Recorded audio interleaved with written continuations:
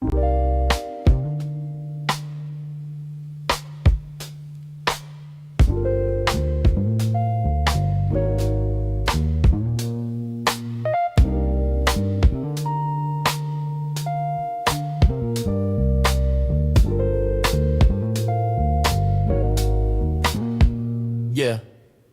Out in the yard where the grass grows wild, CiottiFPV's goggles locked, grinning like a child. Teddy spaghetti's, fur flies, and jet wash dreams. Yeah. Chasing small whoops like a dog possessed fiend. Eyes on a neon blur, hard in the chase. Big fuzz and prop spin, all tangled in place. Yeah. Four-legged rebel with a rotor stir tail in the circus of the sky. They never fail.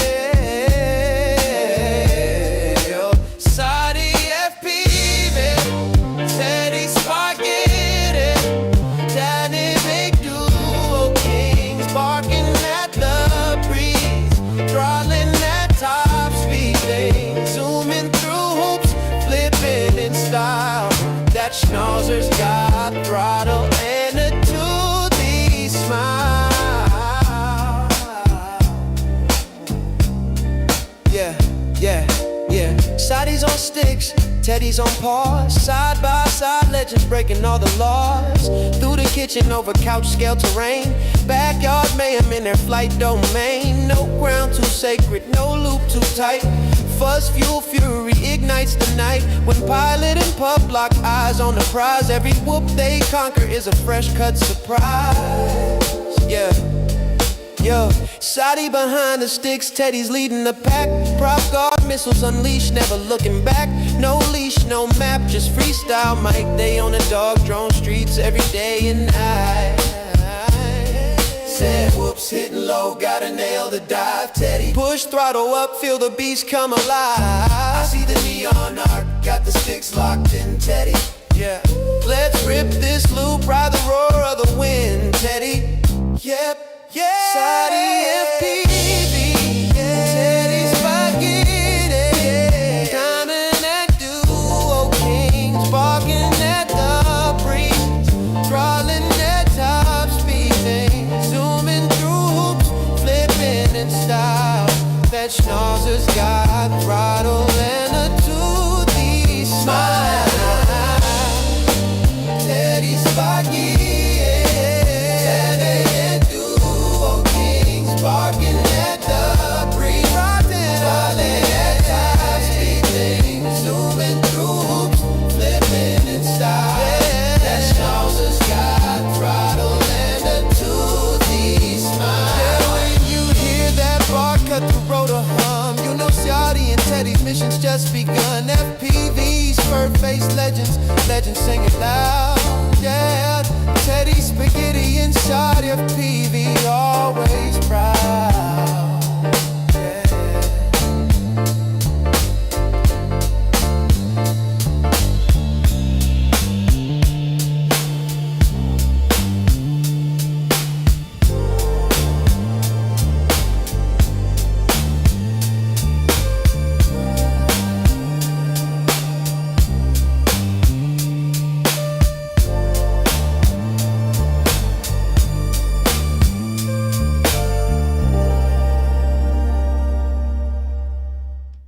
Welcome, friends, to Sunday Q&A. I need to figure out the end of that song and how I then get started. That song is so chill. And then, like, you know, I want to start screaming and yelling, but it just doesn't work like that. I got to figure this out, man. I'll get there. We'll get there. We fear change. Hey, we're going to finish up, hopefully, Drew's Cinesplore today.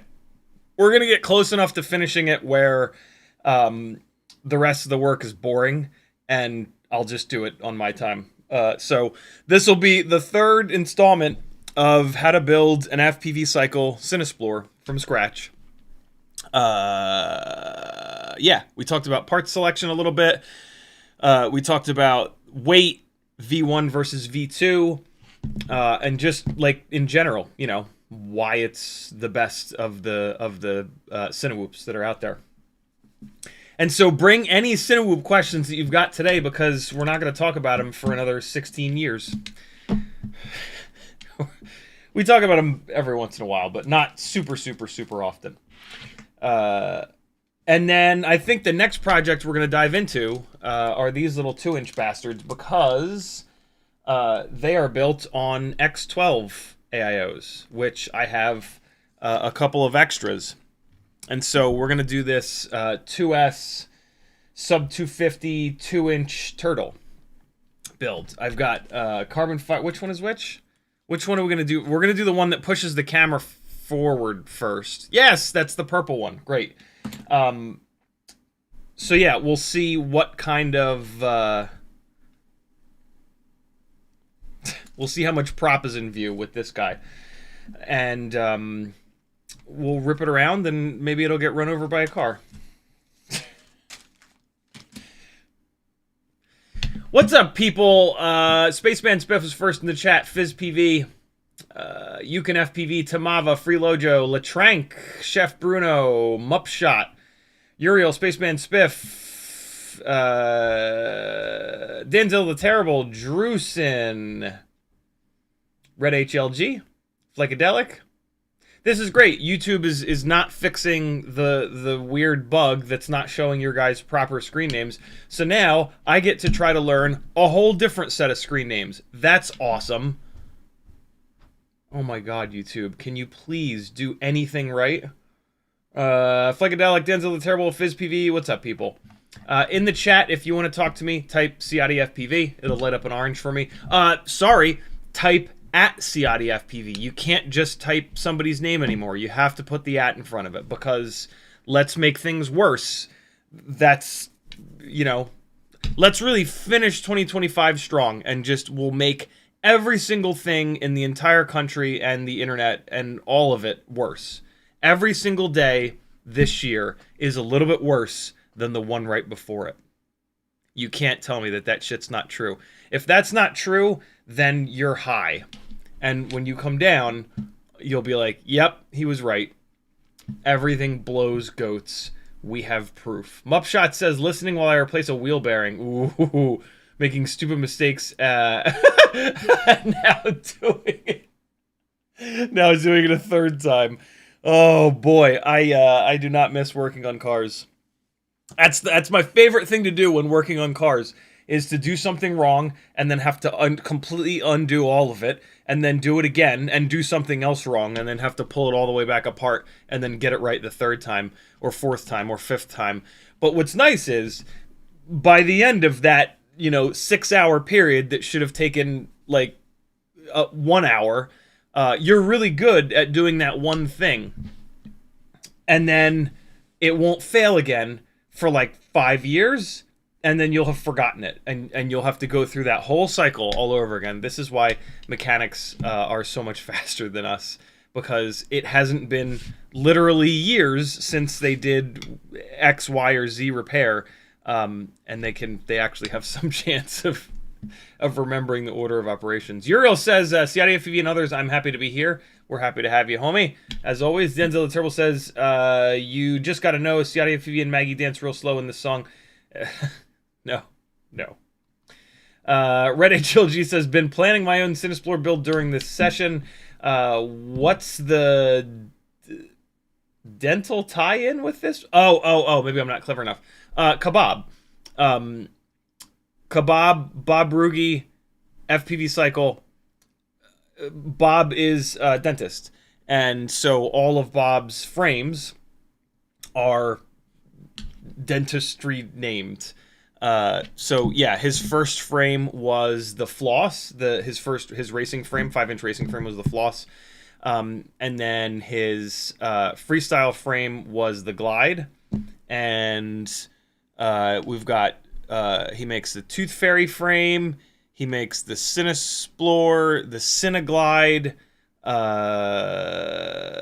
The Toothpick is one of his frame designs. Every single one of his frame designs is related to dentistry. Kind of weird, but, when you make your own frame, you can call it whatever the hell you want. It's pretty cool.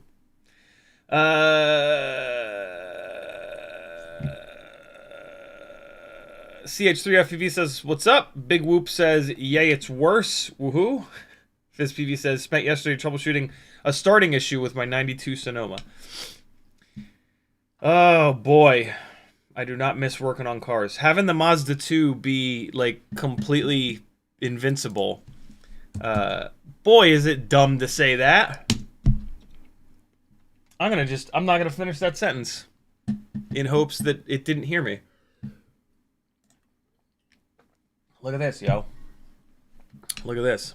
This is something that hasn't happened in 6 years. TD Spaghetti!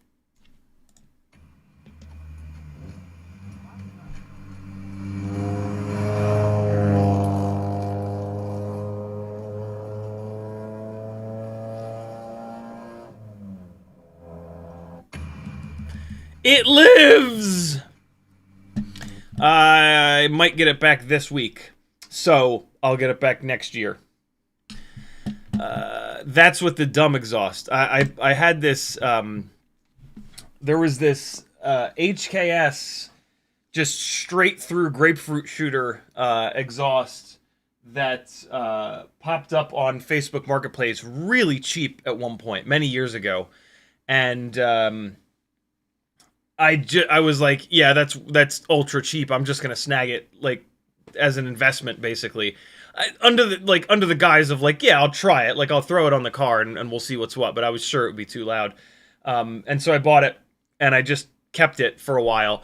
And weirdly, right before the accident that I got in, I'd put it on, like a month before the accident. I don't know why, but I was just, like, bored or something, and I'm like, this thing, you know what it was? I think I was getting ready to sell it, and I thought, well, I gotta at least hear what it sounds like, so I threw it on the car to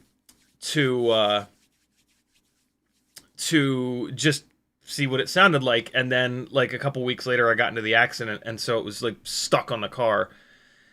And I told George to swap the exhausts 6 years ago when I dropped the car off, and he forgot. And so when he sent me that clip, I was like, oh my god, that exhaust sounds so bad, I can't wait for you to swap the other one on. He's like, what other one? I'm like, Jesus fucking Christ, here we go again! So I had to explain to him, like, dude, we discussed this, I dropped the other exhaust off, it was wherever, in the trunk of the car, probably not in the trunk, wouldn't fit back there. And he's like, oh, I don't know where it is, I gotta go digging around for it. I'm like, that sounds like a you problem. But I think that he found it. I told him, like, don't even bother. So, like, at this point, I'm just like, dude, don't do anything you don't have to. Just finish the shit that I can't do, and let me come get it. God damn. So I was like, don't even swap it on. It's fine. I can handle it. I have a garage now. But then he's like, no, I'll swap it on. I'm like, great. I'm sure you'll do a terrible job. I'm sure he won't put a fresh exhaust gasket in there and it'll leak.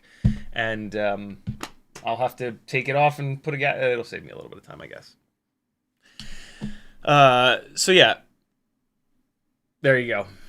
I'll be Miata-ing again before I know it. And then I'll probably just sell the damn thing.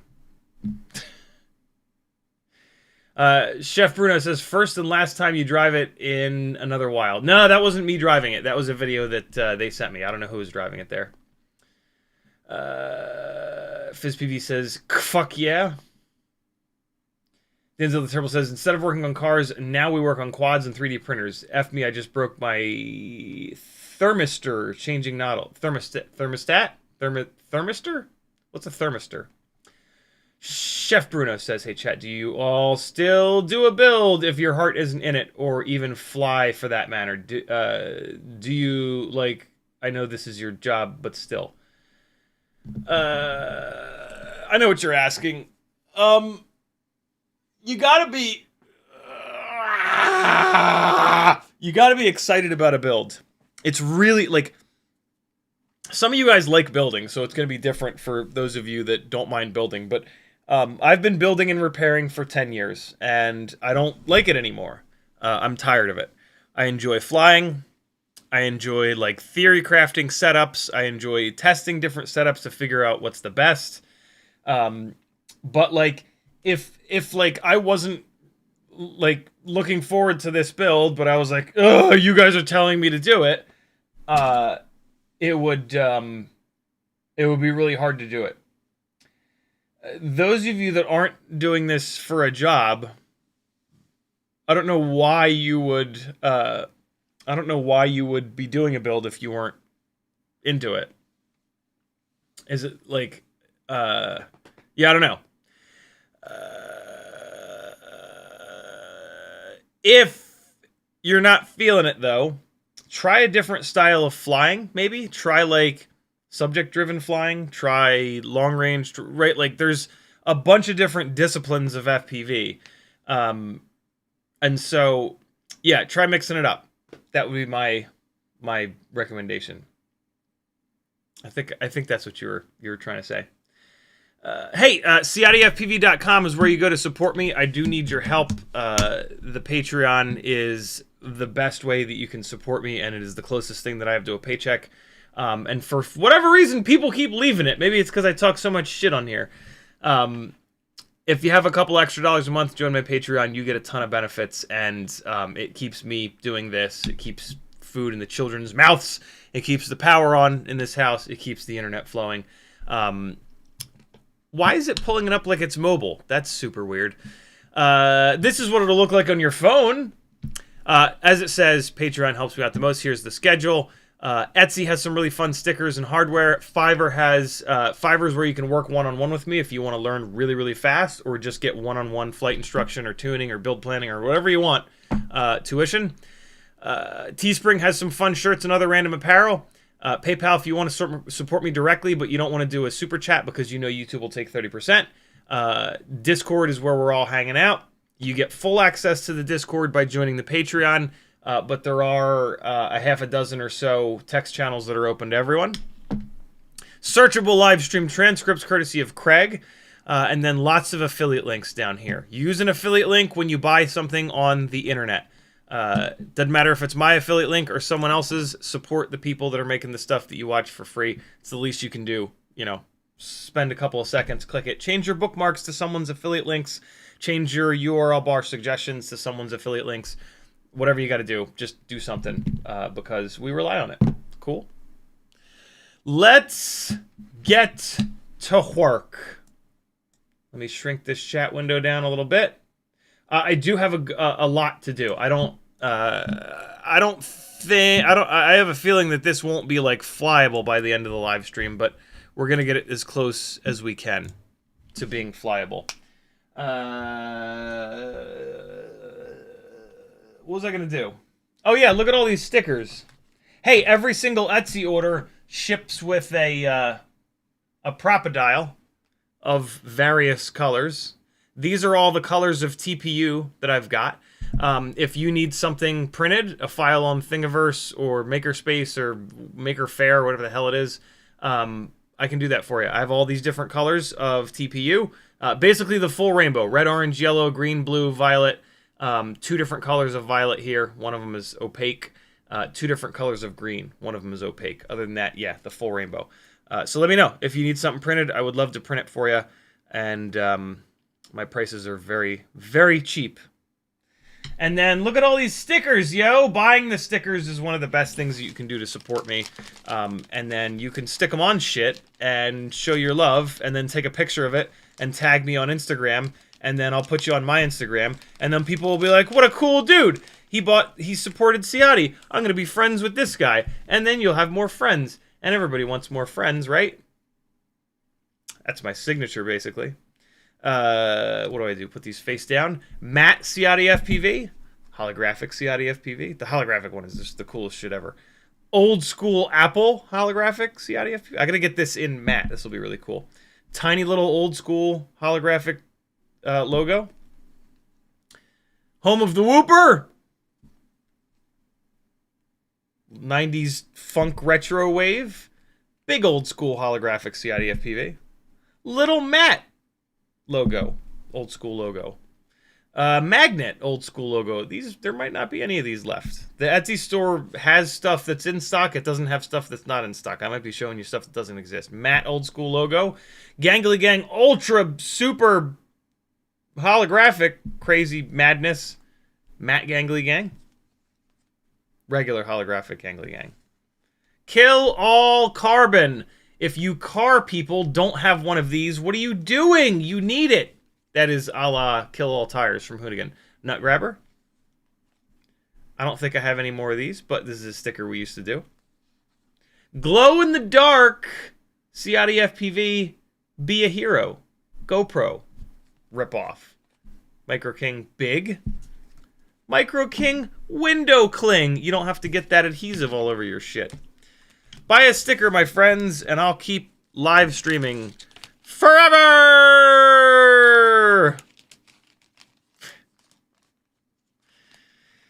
Oh, when will I learn that the headphone users die when I do things like this? There you go. There's all my stickers. I think that's all of them. Pretty sure that's all of them. I've done a pretty good job keeping that little bag of stickers up to date. All right, let's get to twerk. Let's begin twerking. Ready? And twerk! All right, hold on.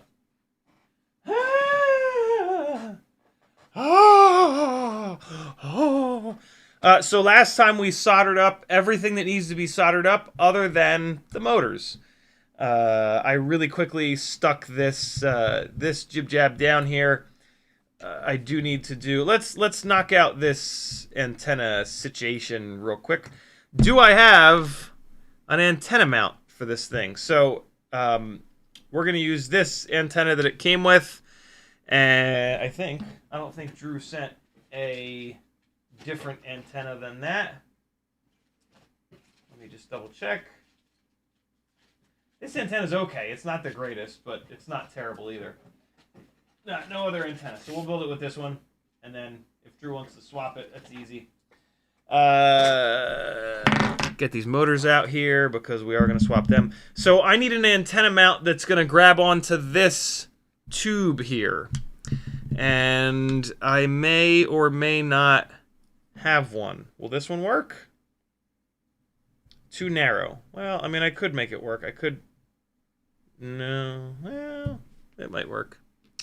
I need an antenna mount that grabs the tube. Where are the tube grabbers? How about one of these guys? Will it work in these guys? Nah, that floats around in there. These are for DJI. This is actually a Brain 3D piece. I might actually need to 3D print something. We'll just leave it jangling and dangling for now. We'll leave it bojangling for now. Which way do I want to go with this? Should I go to the right or should I go to the left? So if I go to the right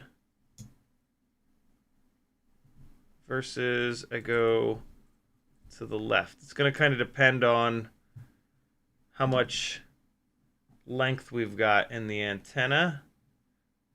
All right, we're going to the left. So we're going to go up and around. Okay. So we're going to get this plugged in, and then we're going to put the cool little piece that DJI gives you. DJI has some of the best antenna U.F.L. not rippy-offy management in the game. Since apparently everything is a game, you can just say in the game about anything, and then you're instantly a cool person. Isn't that how it works? Hold on. Let me actually do a little prep on this antenna. These UFLs all naked like this creep me out because if you yank on this antenna hard enough, it'll rip the wire right out of the copper head here. So a super simple little thing to do. Also, you don't want it to bend right at that point over and over and over again. And so a really cool, very simple little thing that you can do is to throw a piece of shrimp wrap around there. That's right, I said shrimp. And yeah, so this is the right size. It's about the same size as like the tube on these things. Tube! We are going to have to stretch this shrimp wrap out, but that's easy to do. So you're going to cut off just a little bit of it. Don't need a lot. You're just looking to beef up that part of the wire that's going to bend a bunch. And so this will not quite fit. This won't fit over the U.F.L. But we need to use this small of a shrink wrap so that it shrinks enough to grab this wire. Okay, so what we need to do is take some smooth-tipped, kind of pointy pliers and stretch the shrink wrap out a little bit. You can stretch shrink wrap like twice to what its actual diameter is, and then when you put heat to it, it'll shrink all the way back down. So stretch that out a little bit and throw it on here. Come on, you rat bastard. There we go. Get it in position. Make sure it's not all the way up over the U.F.L. Make sure it's just over that little bottom bit. And then light it on fire. You want it to be down just a little bit. Keep in mind that it does kind of... It shrinks up in both directions when you do this. And there we go. Now we've got a much more durable U.F.L. Cool. And so now we're going to snap this on here. And then we're going to put the little guard on there. The little guard that they give you is gold, and I don't think you can buy these anywhere, which is maddening. You probably can. Hold on. I'm going to have to do this with this up and out of here. Up and Atom Man. Up and Atom Man. Oh, look at that. I can take the whole slip slap off. That's actually really nice because that will make soldering those motor wires on a lot easier. So this little guy, it's kind of self-explanatory, but like there's a little pin there that you kind of hook it under that pin. And then it's like a down-facing pin. And then it goes... Where does it go? Over here? Yeah, it goes over here. It goes in between, down the bottom of this piece. It does help to loosen up these screws on the other corners to give yourself a little bit more of a gap. So we're just going to do that real quick. Because, yeah, it does sandwich between this silver top plate and the PCB. And so just keep futzing with it. I'm actually going to loosen this one as well, because that'll really let this silver piece pop up and over. There we go. And so you just push it back like that a little bit, and then get it lined up just right, and then put your outside screw back on. These old school, I really like. There's so much to like about these old school Vistas. There's nothing wrong with the 03 and the 04. But man, for like a first shot at it, they did a lot of stuff right on this that a lot of FPV companies couldn't figure out. In a lot of VTX manufacturers couldn't figure out.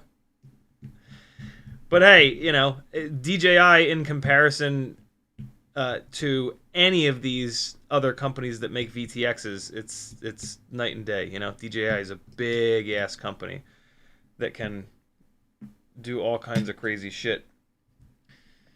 Okay, so that's good. All right, so the antenna is on there. That's looking great.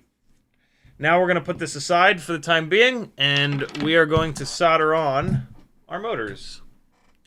And all the motor wires should be the right length. I need to put shrimp wrap on 2 of these fellas because I had to shorten them up a little bit. So we'll do that first.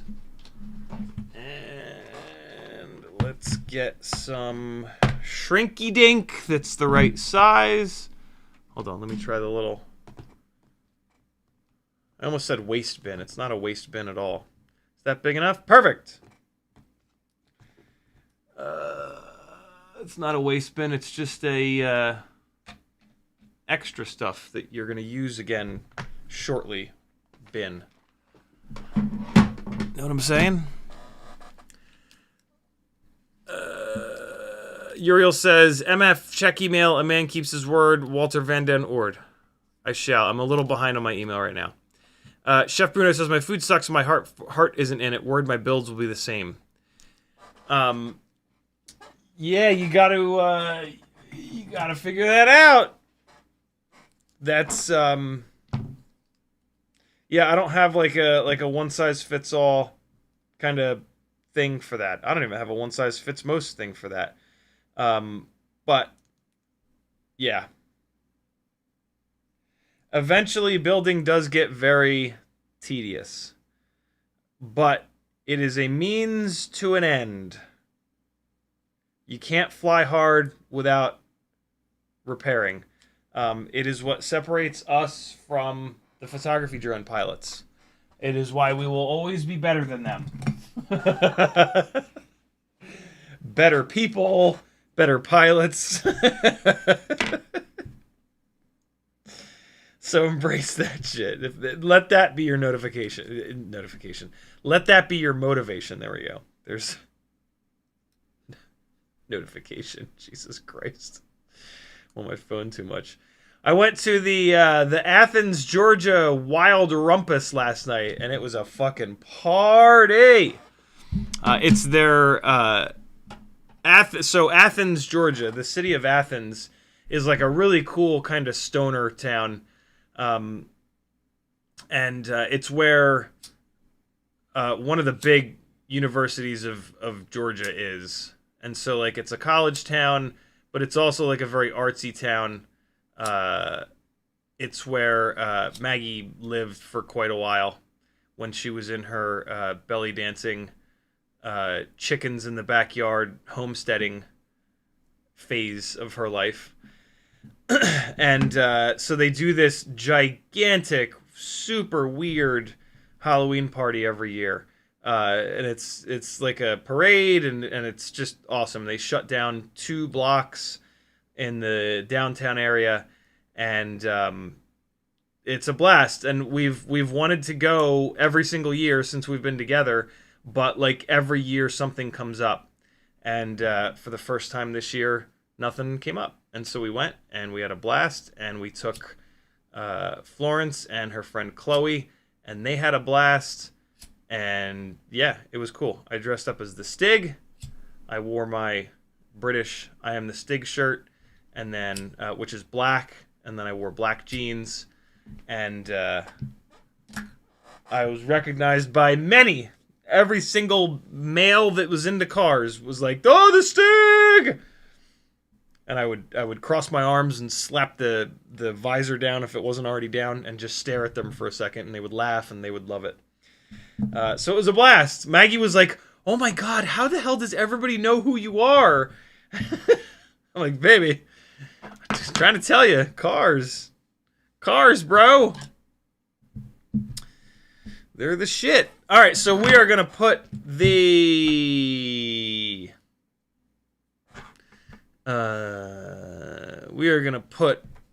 cloudier shrink wrap on the front, and then the more clear shrink wrap on the back.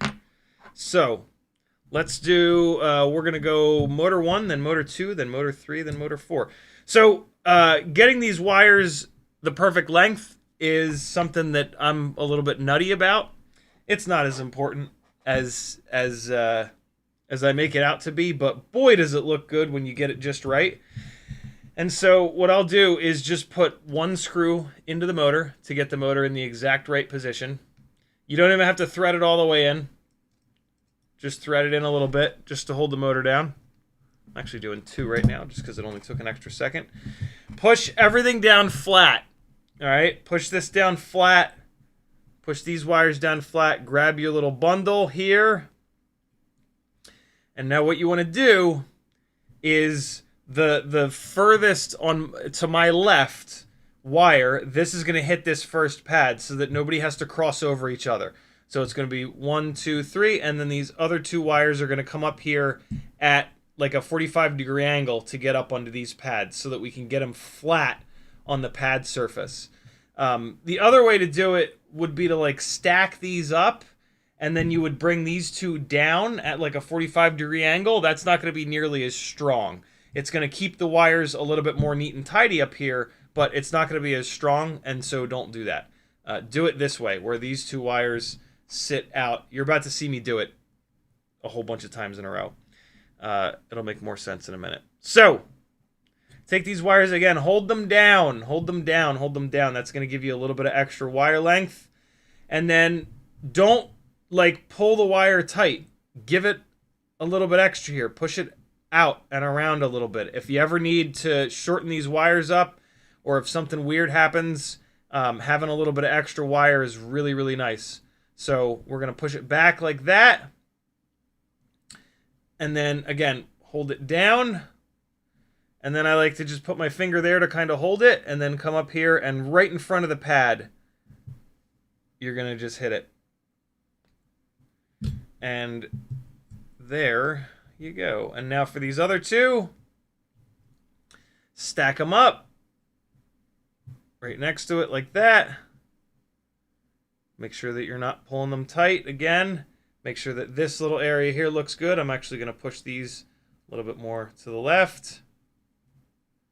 And okay, next one.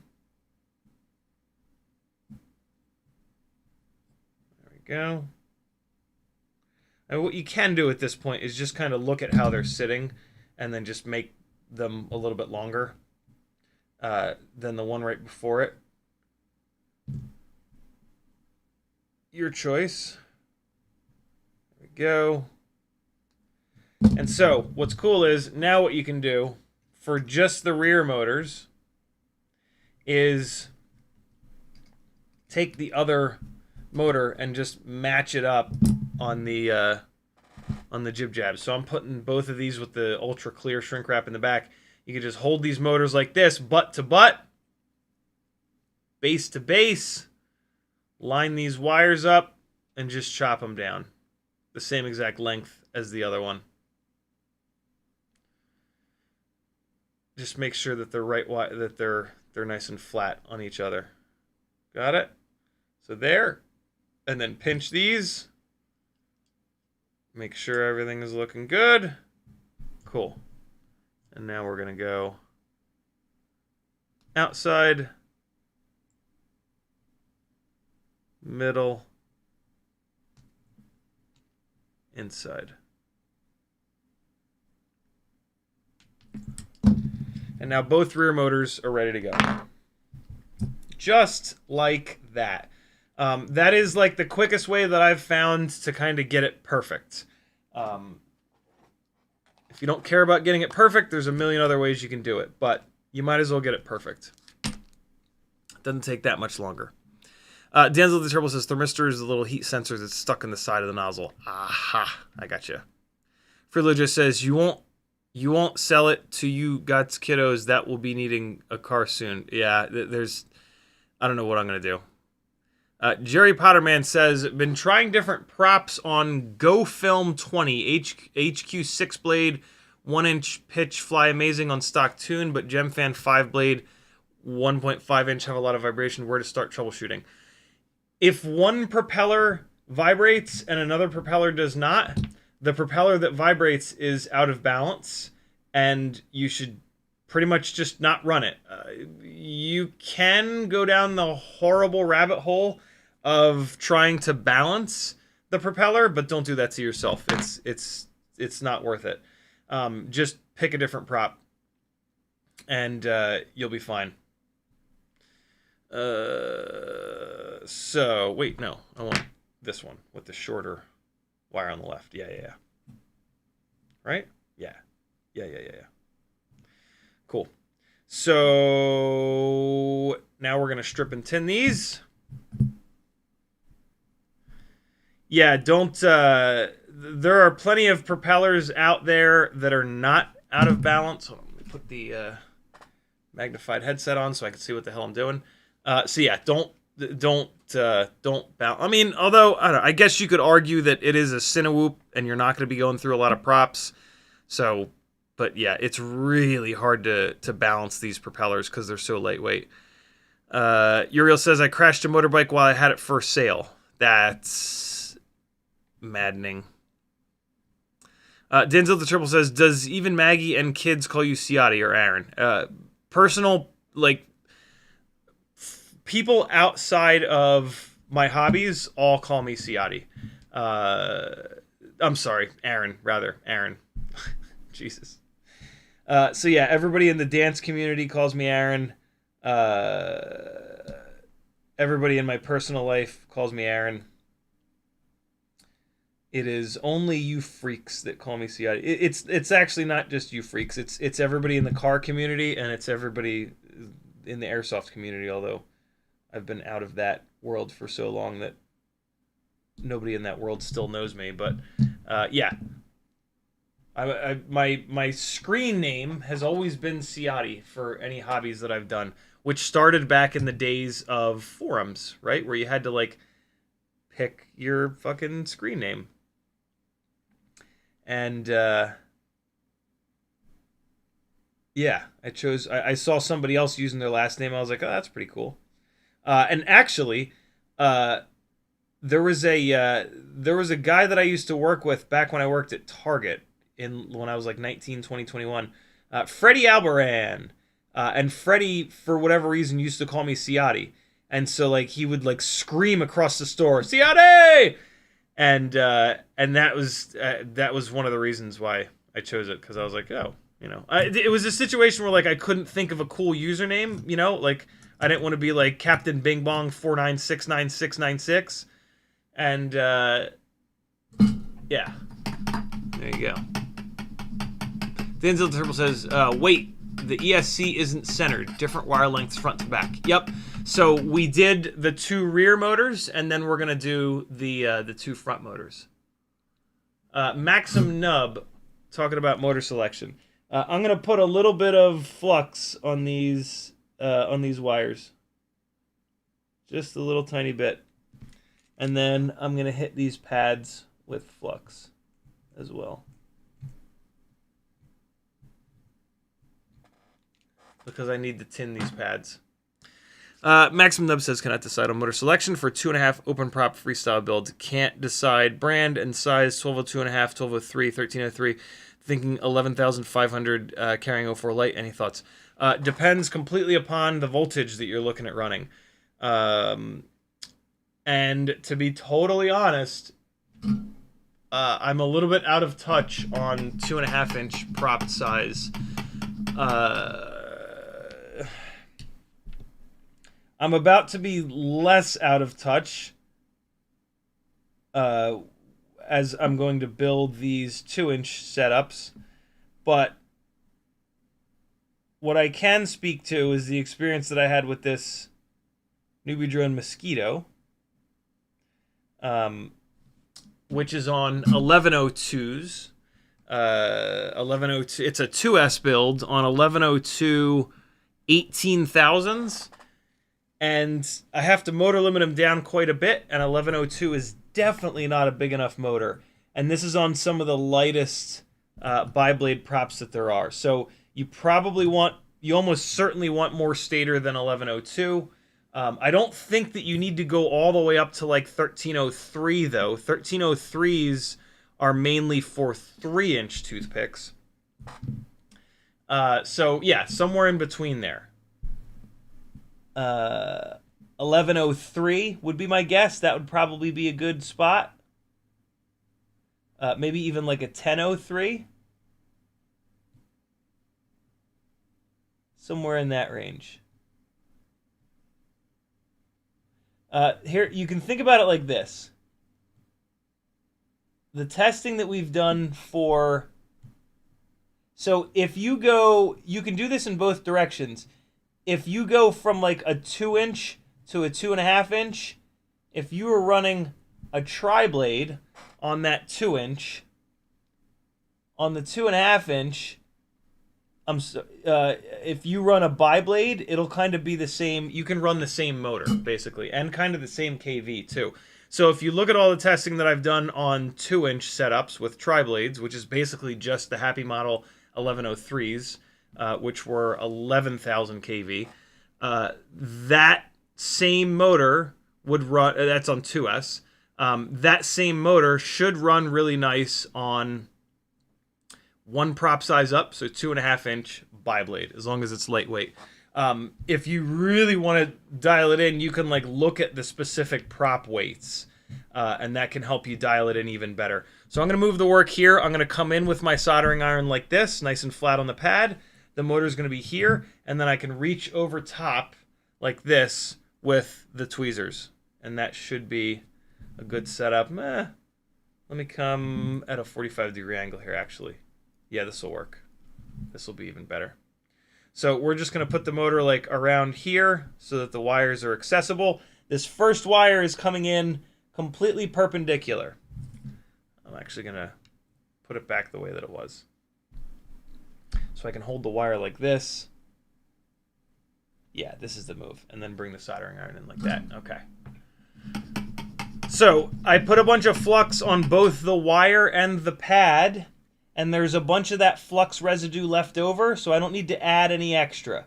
I'm going to try to hang this silicone off the side of the pad, and T-Motor gave us a little groove to kind of put it in here. I'll show you once I'm done. So I'm going to get the wire in position here, just kind of hold it, get my tweezers into the exact right spot, give it a good look, and come on. Just want to grab the wire with just the tip of the tweezers. And there we go. Perfect position. Now we bring the heat in. Yeah, buddy. I'll show you that. Well, I have to show you that now because it's about to get covered up by the other ones. So on this particular ESC, they give you this little... cutout here. Maybe not on purpose, but this is the perfect little spot for the silicone of the wire to sit in right here. And that's what I did there. And so it allows the wire to sit down totally flat. So the silicone is actually hanging off the side there. It's really hard to see, I know, but just trust me. The silicone is perfectly slotted. Yeah, you can see it right there. Right there. See, the silicone starts, and then the wire sits dead flat against the pad. That's what you want. You want the wire sitting completely flat on the pad. With the soldering iron tip, you're going to push down a little bit to flatten the wire out and make sure that it sits totally flat down on the pad. The other way we could do this is we could send the wires straight down using these little pockets. But doing that adds a little bit of extra wire length, and then the wire has to kind of make a 90-degree bend to the side. And so usually I'll do it this way instead. Kind of depends on how I'm feeling. Sometimes I like to use those little pockets. I'm not feeling the pockets today, though. Today's not a pocket day, I guess. I don't know. All right, hold on a second here. Let me just get this set back the way it should be. There we go. Why is this looking off? All right, better. All right. So now these guys are going to come in at a 45-degree angle. We're still going to do that same thing here, where we hang the silicone off the side of the board, but we're going to do it like that. Put that there. Make sure I'm holding the wire down. Good to go. And then same thing with this one. And now the wires are kind of bunching up weird, but that's because of where the motor is sitting right now. That'll get better. Ready? This one.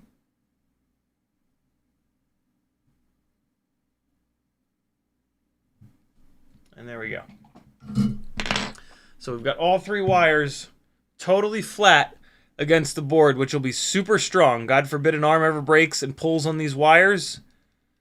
They're sitting as flat as they possibly can be on those pads. And they're just coming out at a 45-degree angle. And so what we're going to do is just very gently mold these down like that.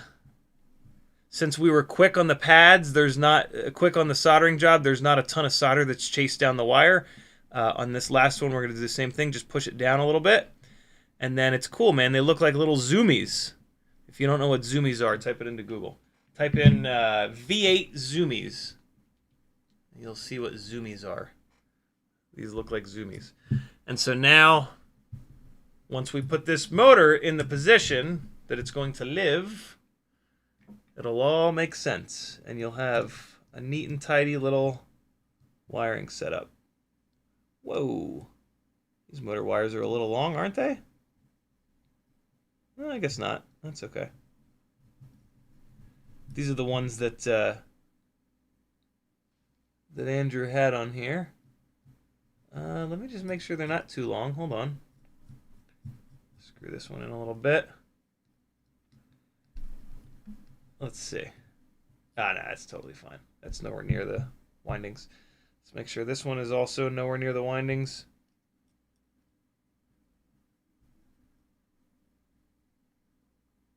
Well, oh no, we're good. Yeah, we're good. Oh wait, this I missed the hole. I missed the hole, friends. Happens every so often. It's okay. It's all right. It's natural. Well, I think this is going to be a little too long. Come to think of it, the motor screw on the outside is totally fine, but I think this one on the inside might be pushing up against the windings. Let's see. Oh no, we're good. Man, this motor has a thick stator base. Holy hell. Oh, and one of these wires is longer than the other. One of these screws is longer than the other. I see. I see what's going on here.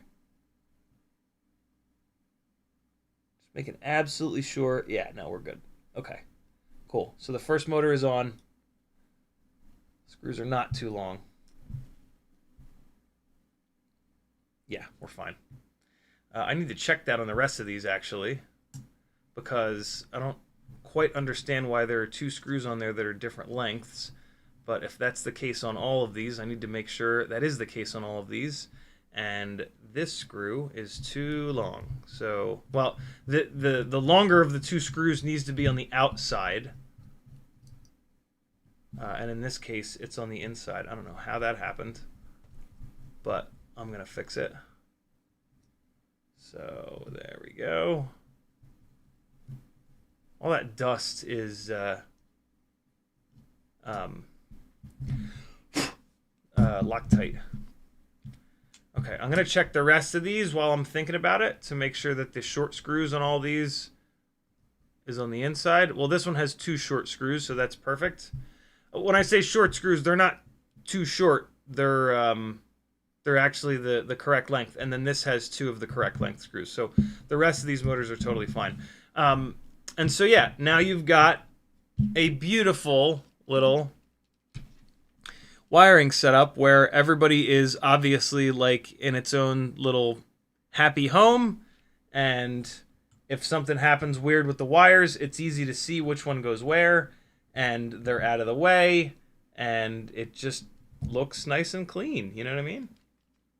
You can even like get completely insane and come in here and like take this bottom one and like just pull it out a little bit, and then take this one here, and then, you know, really make it look nice.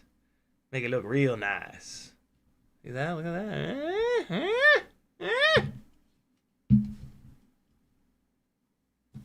No reason to do any of that. Just solder the motors up. No, do it right, man. Take pride in your work. Let's do the other rear motor.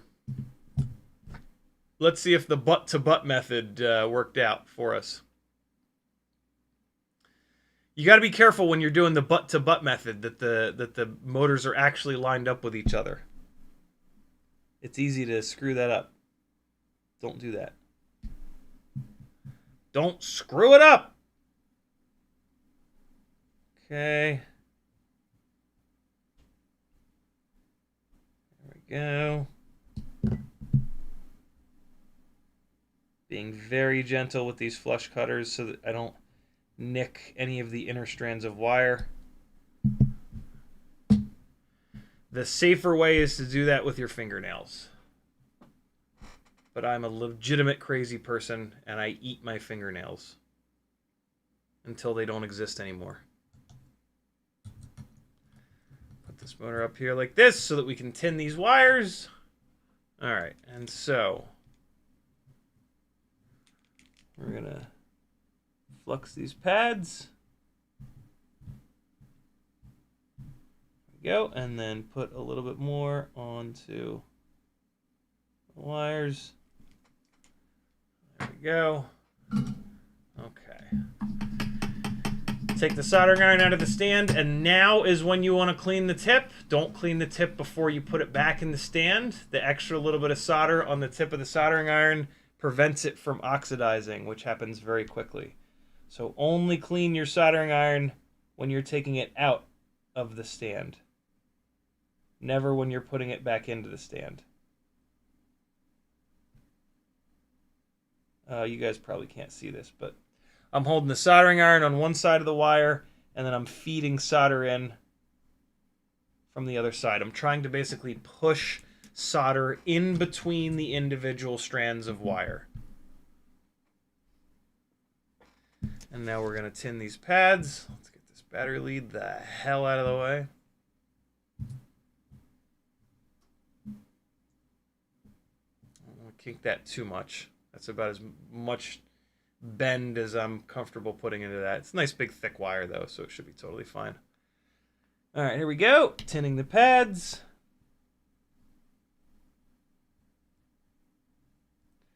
And I like to just move the tip of the soldering iron around a little bit to kind of spread the solder. You need to make sure you get the pad totally covered up.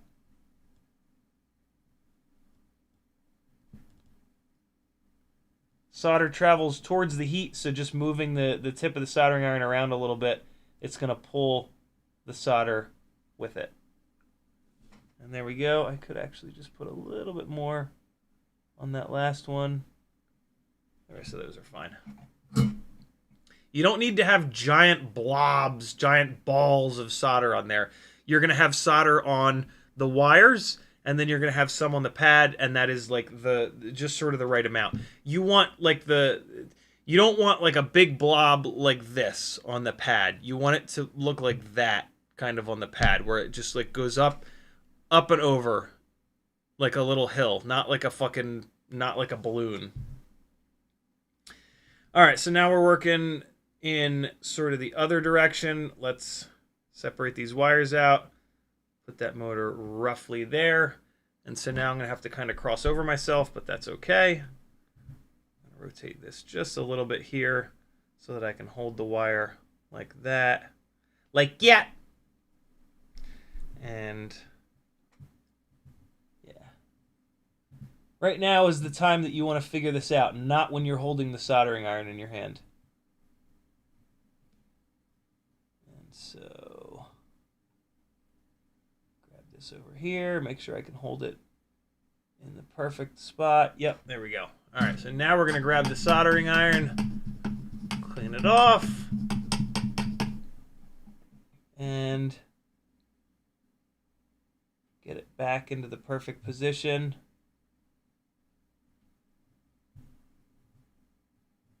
Make sure it's just right, and then bring the heat in. All right, I didn't get that one quite where I wanted it, but it is kind of tacked down, so I can... Let's move the work. There we go. Okay, that's much better. Always move the work, never move yourself around the work. Move the work into a spot where it's comfortable. And so now I just want to get this a little bit farther up on the pad. And there we go. That's much better. Actually, I'm going to move this all the way up here. And then I can use the tip of the soldering iron to pull, to sort of push the wire up onto the pad like that. Oop, now I fudged that all up. There we go. There it is. That's what I wanted. And so we got that one. Now we're going to come in with this one here at a 45-degree angle. And this might look weird like I'm doing it backwards, but this works. Like, I can see what I'm doing, and I'm not crossing over myself. And that's what matters here. And see, now what I did there is I didn't have the tips of the tweezers perfectly grabbing the wire. So I used the soldering iron to hold the wire down for a split second. I'm going to do it again. And then I re-grabbed the wire with the tweezers. That's a little trick that is maybe like soldering 102, I guess. But it's not that exciting. You'll figure that out pretty easily now that I've told you about it a couple times. And then, so here we go. We're going to do the same thing. Just give these wires a little bit of a bend. I like to do that with my fingertip. It's not like sharp. It's not hard. It's going to, as gently as possible, round those wires out. You want to be really gentle with these wires here at the ESC, especially on freestyle rigs. On these Cinewhoops, it's not nearly as important, but on freestyle rigs, be really gentle here because lots of scraggle and shit is going to bombard this part of the flight controller. And you don't want that. Actually, that first wire is not quite right. Always inspect your work. I need to just move this wire ever so slightly off of here. I'm going to do it from this side again. No, I'm not. Do it from over here. This wire just kind of slid up a little bit. I've put a little bit of extra heat into this wire, and so the flux is probably all gone now. So I'm just going to hit it with the tiniest little bit of flux to make sure that this doesn't end up being an ugly joint. So now I'm going to grab this wire up by the tip, and I just need to move it back a little bit. There it is. That's the stuff. All right, inspect it one more time. Always inspect with some sort of magnification, 5x loop or your nerd goggles. And I'm actually still not happy with that. I'm going to take that wire all the way off. I'm going to straighten the wire out. The exposed part of the wire is starting to fray out a little bit too much, so let's come on here and we're just going to kind of pull with the tip of the soldering iron. I did that like really fast, but you guys know what I mean. When the wire starts to fray out too much, it'll like the wire will fray out like this. You take the tip of the soldering iron and you just pull like that, and it'll pull that side, and then you come over here and you just keep it moving, because these you don't want to go this way, because then the strands will get all over the place. Okay. Now we're going to get this into a perfect spot and be done with it now that the wire is bundled up properly again. It's not a problem reworking as long as you're quick. It's much better to heat the wire and the joint up, get it wrong, come back, get it wrong, get it wrong, get it wrong, than to just sit there fighting with it while you're just dumping 710 degrees into the pad. So get in and get out, just like on Friday nights. All right, get this into the right position. There we go. That's where I want it.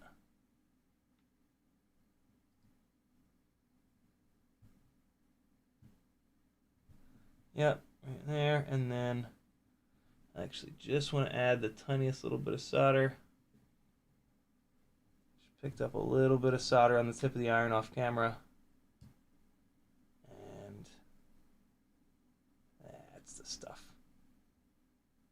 There it is. Good, good, good. Okay. Inspect it. There it is. Yep. All right, good deal.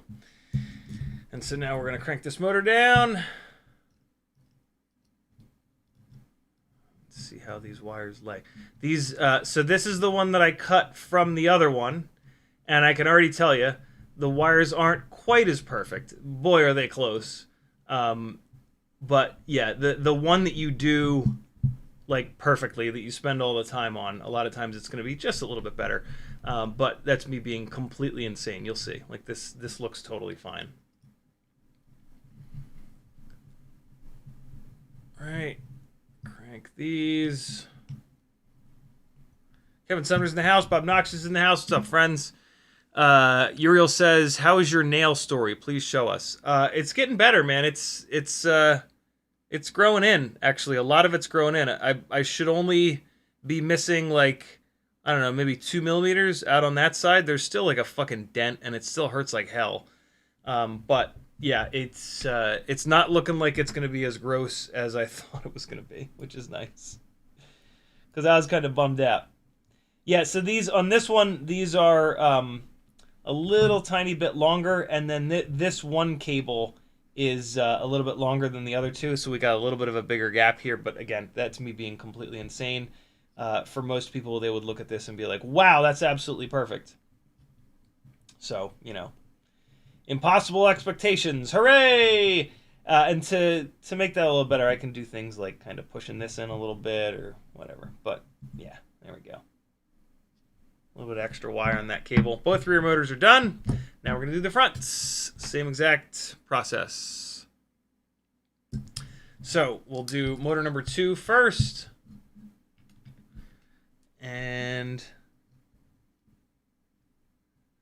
just going to tighten these up a little tiny bit, just to get it held in place. Latrank says, "Life behind bars, I agree. I do it all the time. Worth trying. CiottiFPV bonus feature of swing you can figure out yourself." What are you talking about? Life behind bars says, "Hope your back feels better. Ever try hanging upside down? Works wonders for my slip disc." I have not, but this was a muscular thing. I just sprained some of the muscles on the left and right sides of my back. And so I just needed to, all I needed to do was slow the hell down. This week was not a week that I could slow down, though. This was a crazy, insane week. And so that's been the problem, is that I've just been driving around and carting the kids around and doing all kinds of wacky shit all week long.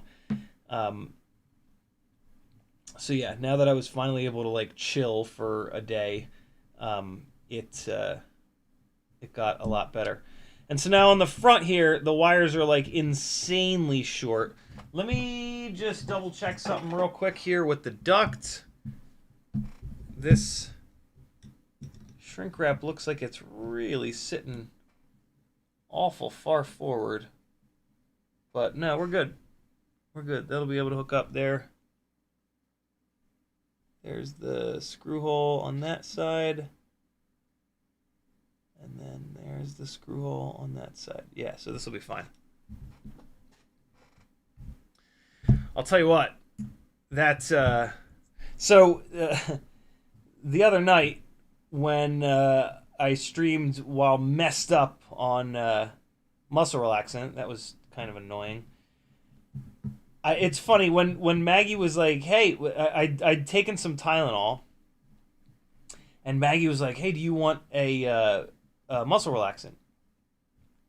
And I did that thing that we do a lot as human beings and or men, where I said, nah, I'm good. I just immediately like said no. You guys ever do that? Just say no to shit? Like, Just like your instinct is to say no. Like, no, I'm fine. And that I realized that I do that too often a while ago. And I've been trying to catch myself and, like, stop myself from doing that. Because sometimes, you know, other people can help you. And it's okay. It doesn't mean that you're weak or less than. It just means that you didn't think of doing the thing that they're suggesting. And that's okay. You gotta be perfect. Ain't nobody perfect. And so then I thought about it for a second. And I was like, you know what? Yes, I will take a muscle relaxant. I wish but sometimes our gut reaction is right. I had forgotten how badly that shit affects my stomach.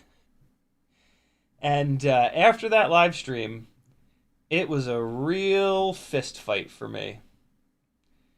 And that fist fight was between me and my intestines. And it sucked. And I wish that I had stuck with my gut. But instead, my gut stuck it to me. You see what I did there? Do you see what I did there, you sons of bitches?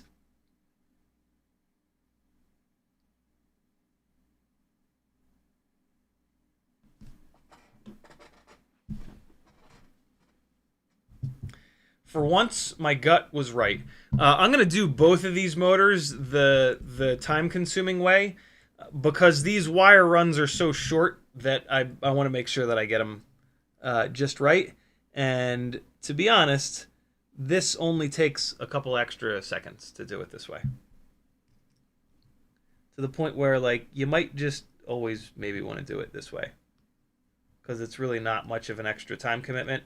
And you can totally cut the wires too short doing it the other way where you're holding the motors butt to butt.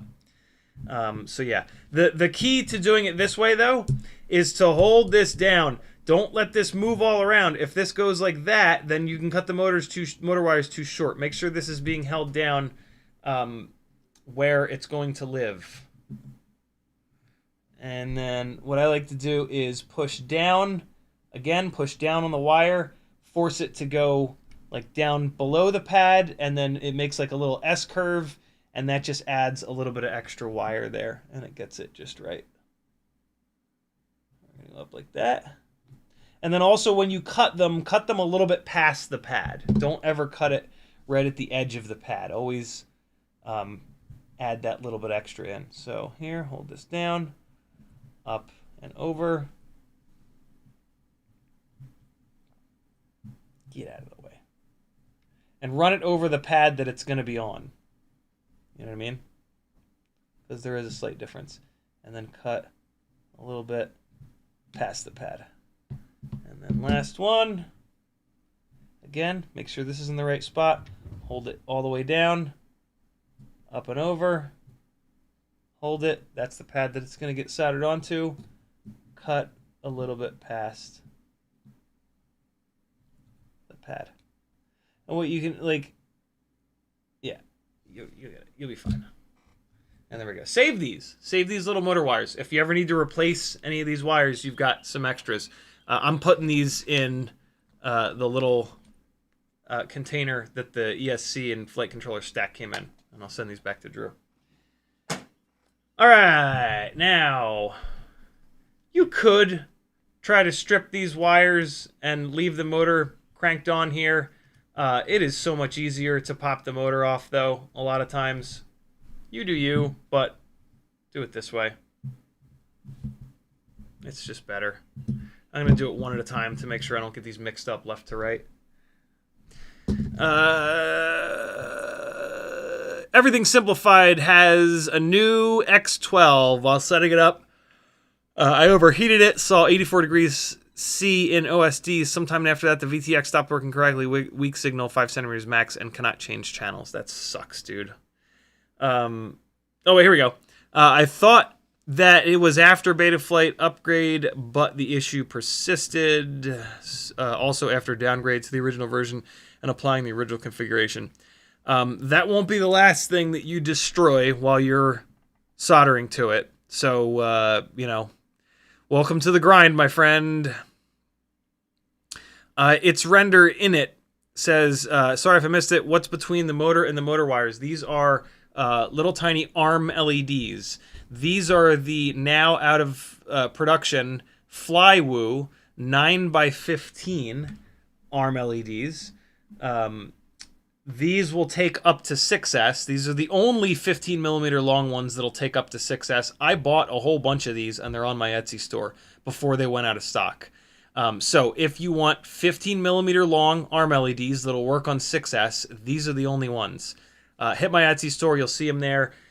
This is only going to run on 4S, but this ESC can run on 6S. So if Drew ever decides to go up to 6S, these arm LEDs won't explode on him.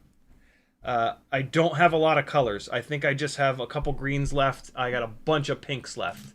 I love arm LEDs. They satisfy the whatever 2 statute mile nonsense that the FAA wants for night ops, and they just generally look cool.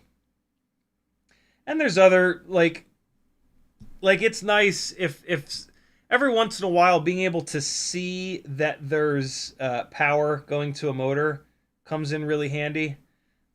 If you want to turn these off, all you got to do is put a piece of black electrical tape over them. You wrap it right around the arm. Oh, so on the Cinesplore, the reason why these are important for this build is that on the Cinesplore, the arms are really short. On a lot of 3-inch rigs, the arms are really short.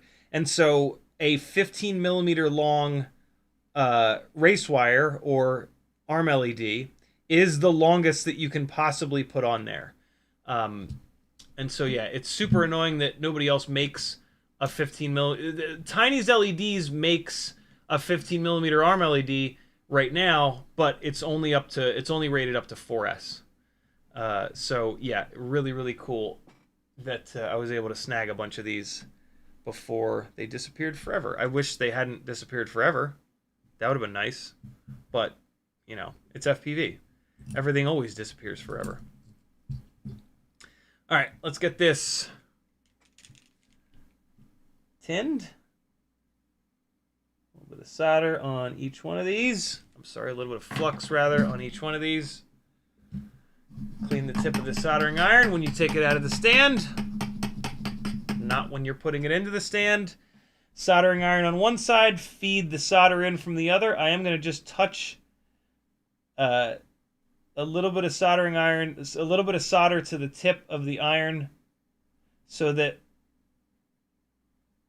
instead of the flat, hard tip contacting the round wire, it's a little bubble of solder that like envelops the wire. That's going to transfer heat a little bit quicker to the wire itself. And the pads are already tinned, so we're going to put the motor roughly here. Well, first we're going to get this the hell out of the way, and actually I'm going to rotate this around a little bit. So the battery lead needs to get out of here, so I'll put the motor roughly there. Okay, and so now I can come in like this with my tweezers, and I'm going to go from top to bottom so that I'm not crossing over myself. And I'm actually going to rotate this a little bit more. Yeah, there we go. That's where I want it. All right, so I'm going to tuck these other two wires below the ESC. Clean it. Get the wire in the perfect position. Make sure these other two are out of the way. And then bring the heat in. And make sure the silicone is hanging off the side of the pad, the side of the PCB, so that you can get the exposed wires perfectly flat on there. This wire is a little bit longer. It's wanting to kind of bunch up, so we're going to just move the motor sideways like this. All right, get it into position, then bring the heat in. Good. Give it a second to cool. Don't blow on it. Don't move it. Stay nice and still. And then we're going to move this motor a little bit here as well. Get it into position. Then bring the heat in. And there we go. Take my finger, push these downwards a little bit. And these are all going to be like protected below, next to the duct. But still, and there we go. That's looking really good. Let's crank this motor on, and we'll move on to the last one.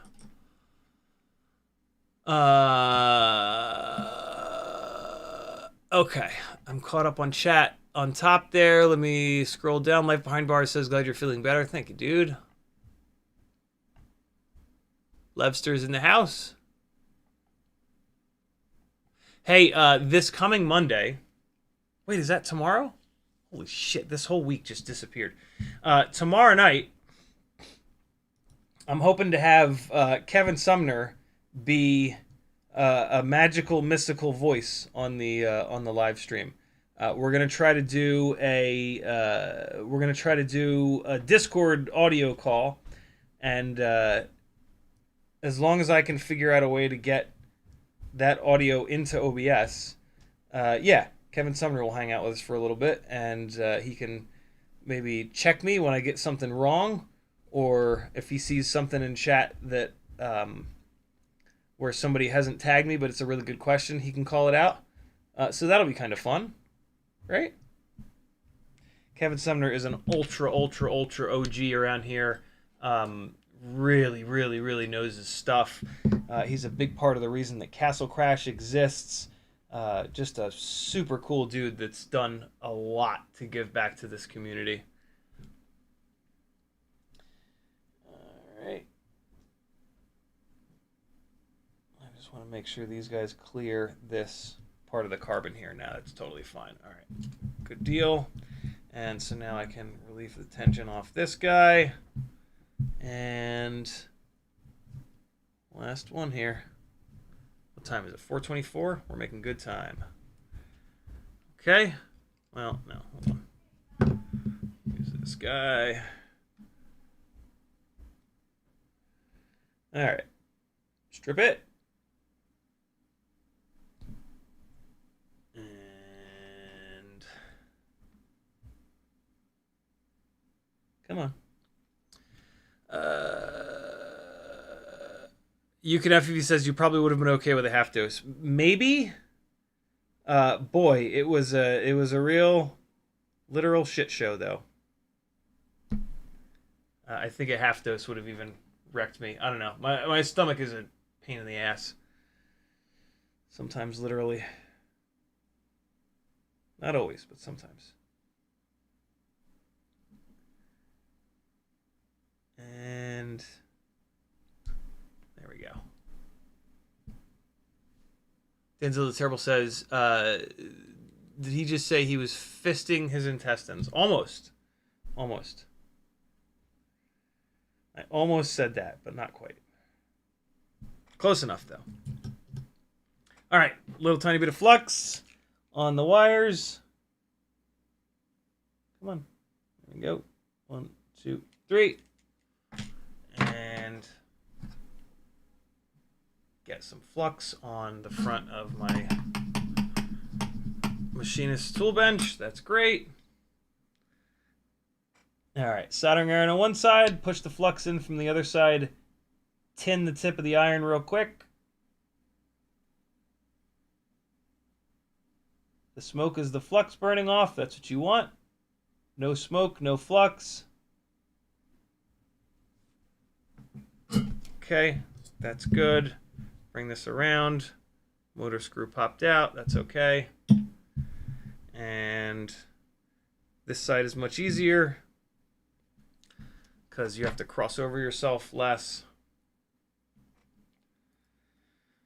All right. And let's get this into position here. All right, and now I can see that I've got one single little strand of wire that's trying to make a break for it there. So We're going to take the soldering iron and we're just going to hit them and drag forward. And that's going to fold that wire back flat down with the rest. That's why these magnifying headset is just gold. I wouldn't have seen that without the 3.5x magnification that I'm looking through right now.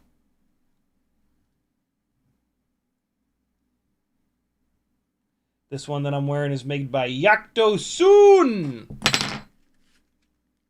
And you can get this off of eBay or Amazon under that Yaktosun name. This has been great. Yoctosun.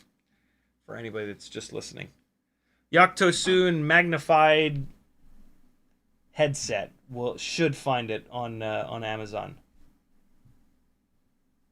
All right, middle wire. Move the motor a little bit to get that silicone perfectly hanging off the side. Bring in the heat. Make sure everything flows. This is going really fast because of the flux. If I didn't have enough flux residue, right now it would not transfer heat that quick. I would still probably be waiting for it to transfer the heat. The flux is what really helps everything stay clean, and the heat just like transfers really fast to the pad. So like not only do you get a better end result using flux, but it makes the soldering process a little bit quicker. It is a win-win-win-win-win-win-win-win-win-win-win-win-win-win-win-win-win-win-win. Use flux, friends. Use it all the time. Don't overuse it on tiny little 0702 Cinewhoop motors because it can get between the C-clip and the metal bushing. But other than that, use lots of flux. The only situation you don't want to use tons of flux is when there's literally something rotating right next to it. And flux is pretty sticky. And if it gets into a rotating part, it's going to cause a problem. But boy, is that rare. And you got to use a lot of flux to have enough that it moves itself all the way up to where that is. Like the one time that happened to me, I was using loads and loads of flux. Too much. I had reworked that motor over and over and over again.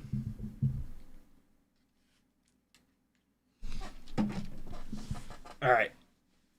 I hope you fuckers are ready for this. We haven't done this in a minute. Some of you will know what's coming. Hang on. Hang on. I hope you're ready for it. I hope you're ready.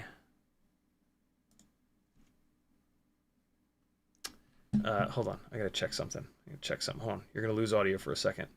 It's important.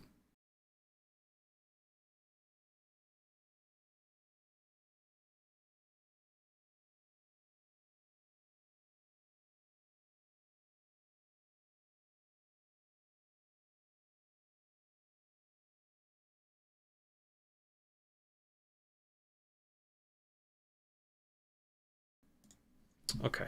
All right, hold on. We're almost there. It'll be worth it, I promise. Okay. All right, here we go.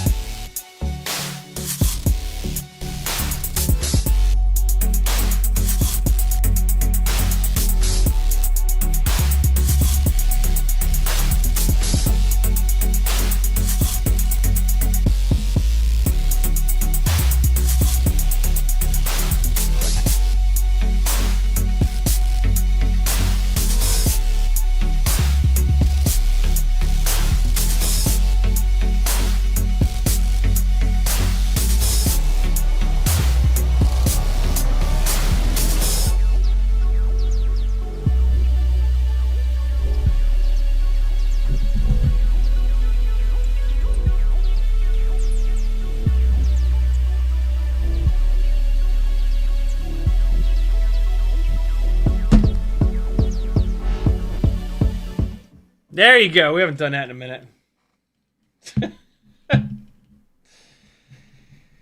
Oh, boy. I wonder if there's a name for what's wrong with me. All right, hold on. Let me, I gotta click a lot of things to be able to do that. Let's go back to external headphones. There we go. Okay, let's pause this. Let's pause that. Okay, let's open this up. And stop. When I clicked stop. There we go. Mupshot says, charade you are. Third time's a charm, and the bearing slips right on, and in the right orientation, not doing the passenger side today, I'm done. Kevin Summer says, is it worth the weight savings to remove the rubber butt on the BT 3.0 leads and replace it with a thin bit of T6000? I don't think so. With a 2S build on BT 3.0, you're going to be making so much power that little bit is, I don't think it matters. Letrank says, the swing for hang upside down also works super well for me, even when I pull or tweak a muscle, not just for building discs. I do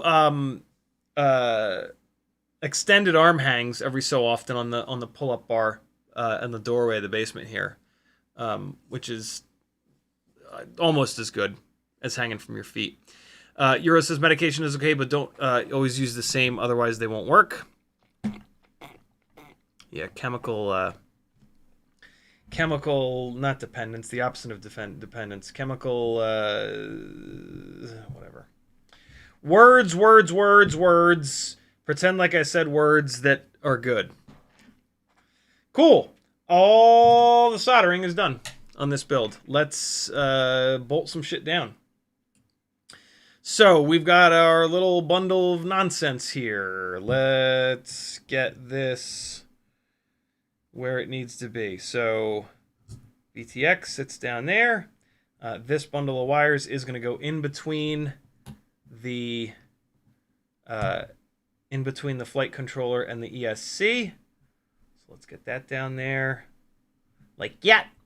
Oh, one thing I do want to do is add another set of the M2 to M3 adapters on here, because the rubber grommets are M3 inner diameter, and I'm using M2 screws. And so let's grab 4 of these little fellas. How is that stuck on there? That's weird. Why is everything sticky? It's because I was just using these around flux. All right, that should be better.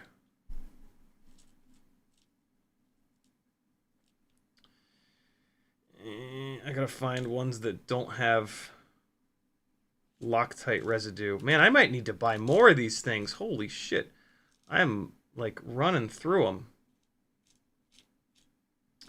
I've never had to buy these little M2 to M3 collars because they used to come with certain components, and I just hoarded them. But yeah, I seem to be kind of running out of the damn things. I'm putting extras in here because I know that some of these are going to have Loctite residue, and that's just super annoying. So let's see. That one's good to go. And I'm actually not going to put these all the way down because these rubber grommets are a little bit taller.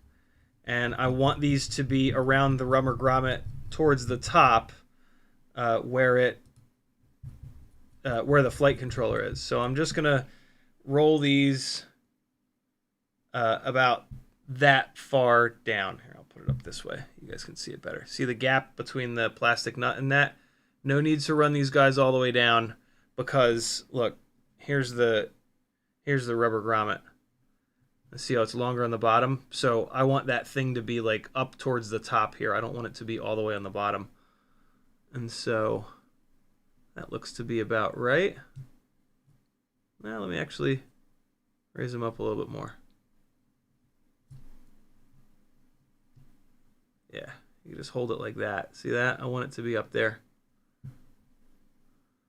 All right. Devil's in the details, my friends. Towards the top. Pull that one up a little bit. This one up a little bit too. Yeah. Looking good. Okay. And hardware kit back. Okay, so now we can start dropping stuff in here, and I'm going to have to take that little hardware kit right back out because I need to get M3 nylock screws out of there. But for right now, and so the camera cable, I have it routing underneath of the VTX. There's a little gap down there, perfect for it. And then it's going to actually go up and over. So I'm going to drop this down here and just get this out of the way. And then I'm going to take this flight controller. I'm actually going to do one more twist for this little bundle of wires here, just to keep them put together there. And then we're going to run it like that. Nah, I'm going to actually take that twist out because the wires are already pretty short. I could have cut these wires ever so slightly longer, but it's actually totally fine. All right, there we go with that. And so let's get this pushed down the rest of the way. Why is that fighting me? Why doesn't that want to go down? What's happening here? What? What's catching? What?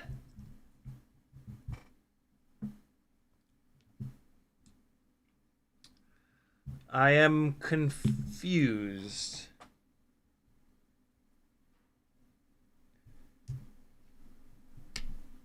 Is it the little adapters?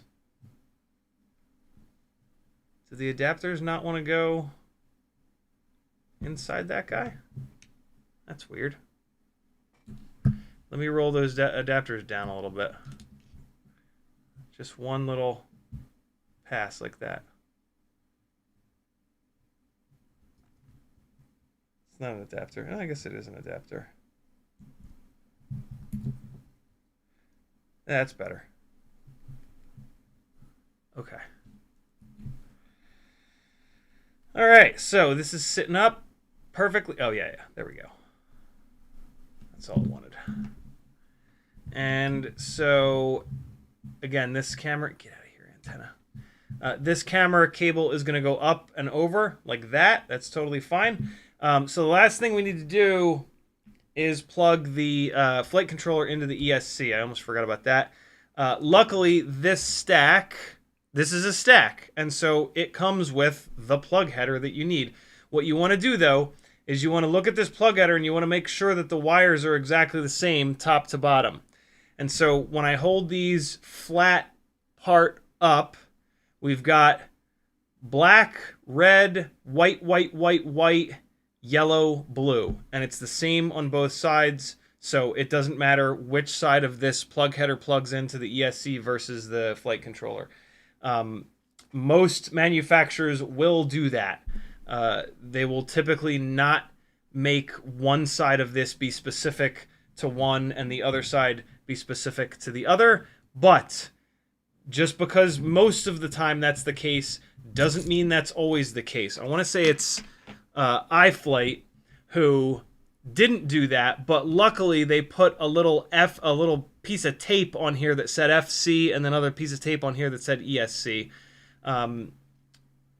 But yeah, don't assume that. But if it's the cable that comes with the stack, you should be okay. Double check it though, just to make sure.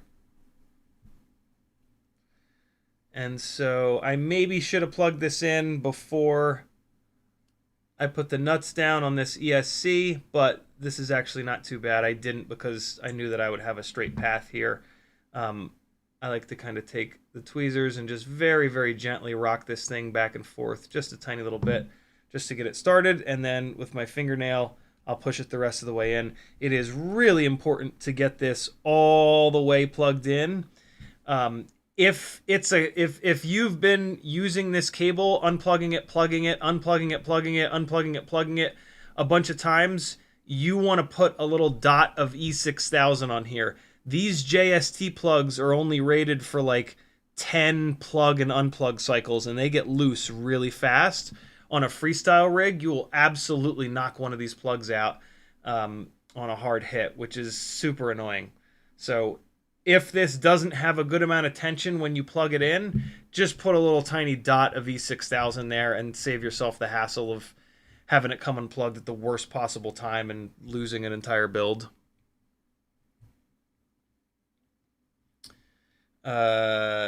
This wire run is very short, so I'm going to twist these cables up a bunch to try to eat up some of that extra length. Okay, that's looking pretty good. I always kind of like over twist it to give the wires a little bit of kind of memory, basically. And then it'll untwist itself once or twice, 1 or 2 revolutions. All right, so now I want to pick, because I got a bunch of wires in the same kind of area. I want to pick which one goes where. So this guy is going to go on that side, and then this bundle of wires that goes from the flight controller to the ESC is going to be on this side. And so now pins up, we're going to get this plugged in here to the flight controller.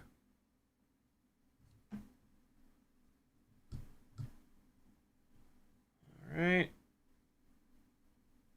Making absolutely sure to get this fully buried in there. That's great. And so now we've got this guy in the way. Let's move that. And so cool. We got this little bundle here. He's going to hang out on this side. The ESC to flight controller bundle is going to be on that side. Luckily, this is digital, so like this doesn't matter. If this was analog, this would be a bit of a nightmare here because all of these wires carrying video signal would be right next to some wires carrying full battery voltage. And so, yeah, that's one of the ways that digital really, really changed things for us, especially on these tight builds. Okay, just make sure that's all happy. Make sure none of these wires are getting pinched or jammed up in here. All right, that's looking good. Get this pushed down the rest of the way. Always be gentle with this stuff. Never try to like mash these in here. If there's something catching and you pinch it, you can easily chop right through the silicone and have bare wire hanging out, or you can even just mash right through the wire altogether. All right, so we got the little bundle of wires going from the VTX under here, making a little 90-degree turn, coming out into this. We've got our ESC flight controller bundle here. We can kind of just tuck this down a little bit there. And then I've also got my wire coming out of the camera. And so this is going to come up, and then the receiver is going to go back here. So so this is totally fine for this.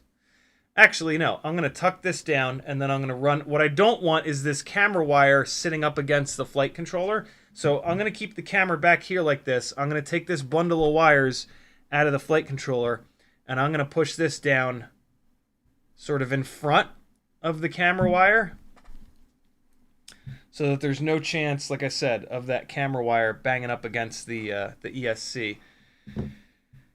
Matter of fact, I am going to put one more twist in this thing of ESC wires, just to keep it together a little bit more. All right, so one full twist. That's much better. Much, much, much better. Okay.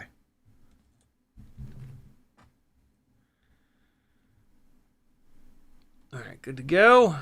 U.FL says, thanks, man. I appreciate it. Learned a ton right here. Thank you, dude. Denzel the Terrible says, where's the smoke and lasers? FizzPV says, can you carry some of that flux in your Etsy? Oh, jeez. I've never seen it sold like in a big quantity. So like I would have to buy it at like regular old eBay pricing and then mark it up like at least $5 to cover shipping. And then you know what I mean? So like I don't know. The only stuff that like, you know, sometimes when I can buy like a bag of 100 of something, it makes a lot of sense to then put up there because most people don't want 100 screws, you know? But yeah, in this case, like I don't know of a way of getting like a volume discount on it. Does that make sense? So yeah, I don't know. If you guys really want me to, like, I will, because whatever. But I think you would have to pay so much for it that it would kind of be silly. I would rather you get it for cheaper and then join my Patreon or do a super chat or something like that. All right, so I'm going to get this VTX dropped all the way down here. So I got to get these wires out of the way on the left and right, the motor wires, that is. So let's just peel them back. All right. And then I want to make sure that I'm not pinching this camera wire. And so you guys can't really see it, but underneath this VTX, there are a couple of press nuts, and I actually need to use this little flashlight to make absolutely sure. I could run the wire right down the middle of the press nuts, but there's actually a little bit extra room off to the side, and the camera cable is coming up towards the left side, so it just kind of makes sense to run it through the gap that's on the left here. And so I just want to make absolutely sure that I'm not pinching this MIPI cable, because you will absolutely wreck a MIPI cable if you pinch it. I've done it more than once. I've done it more times than I would like to admit. And so just keep mooshing it sideways there, and there we go. If you push down on it a little bit, you'll kind of feel it snap in or whatever, and it won't. You'll be obviously pushing down against you'll obviously be pushing down against metal and not a cable. You can even hear it, right? It wouldn't make that snap, that click, if it was sitting on the MIPI cable itself. So now we need 2 sets of M2 nylock nuts. We're going to do that receiver dead last. And that's right, man. I am running out of these. Oh, I got to put that magnified headset on again because I'm blind.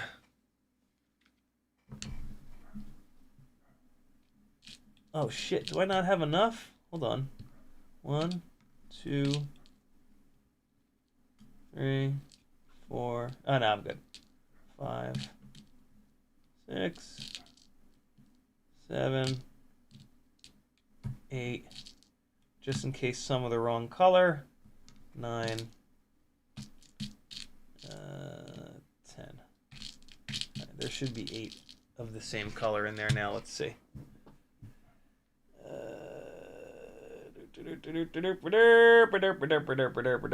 I can always tell by the color of the inside nylock. See, this is like a whiter inside nylock, and so is this. And so 1, 2, 3, 4, 5, 6, 7, 8. Yeah, these are all the same. Dog is just going ham outside. Let me let his little ass in. Hold on, please. Get in here, buddy. You stop barking. Bad. Get inside. Bad. Bad boy. No barking. Barking bad. Nobody likes a barking dog. Where are you going? What? Wow. Didn't say hi or nothing. Just ran right past me. I'm going to have to 3D print a bunch of stuff for this, actually.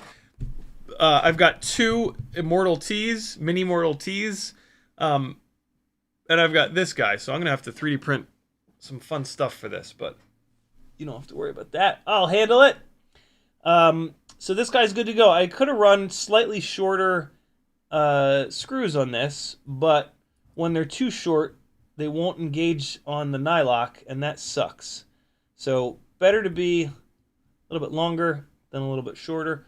Also, when it's a little bit longer, it will kind of cradle the receiver that I'm gonna double-sided tape down there. So that's kind of nice. Oh, shitballs. This is where the nut grabber is like amazing.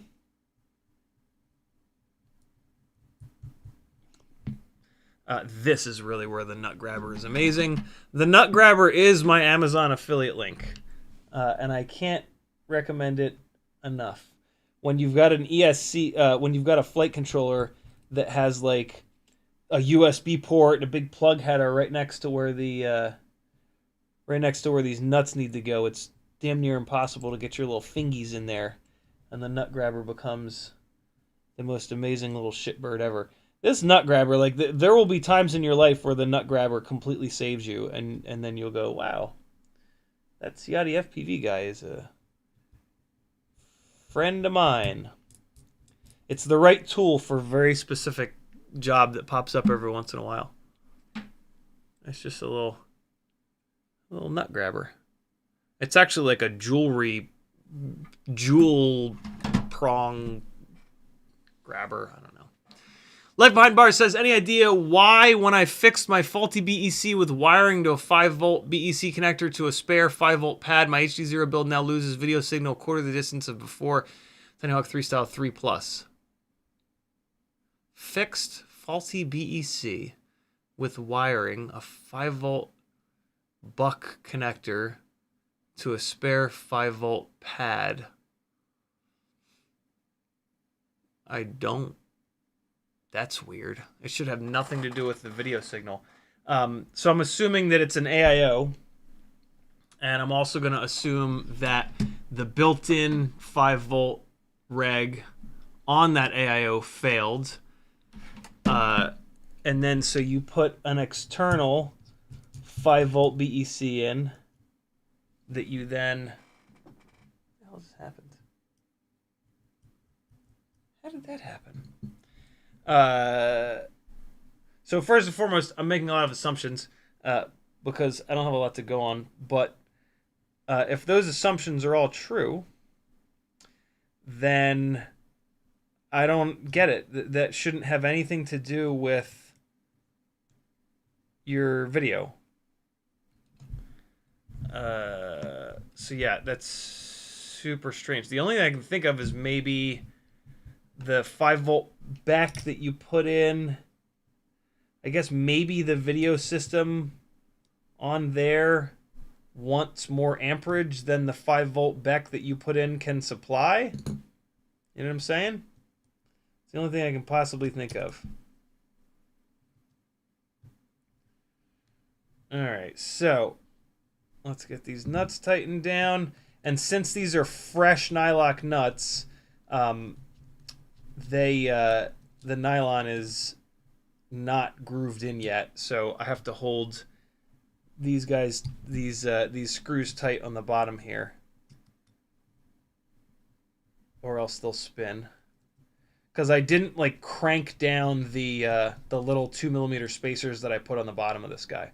I put them tight, but not like super tight. Okay. This guy. Stop it. Get in there. There it is. That should be it. Alright, make sure that we're not pinching any wires. Because things did move around just a little bit there when we were working. One of the things you can do before you really crank these is take this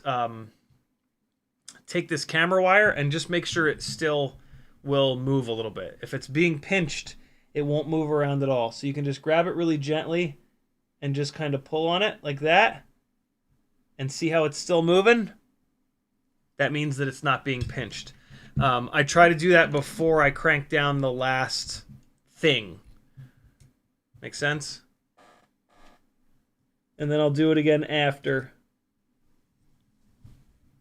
So here we go.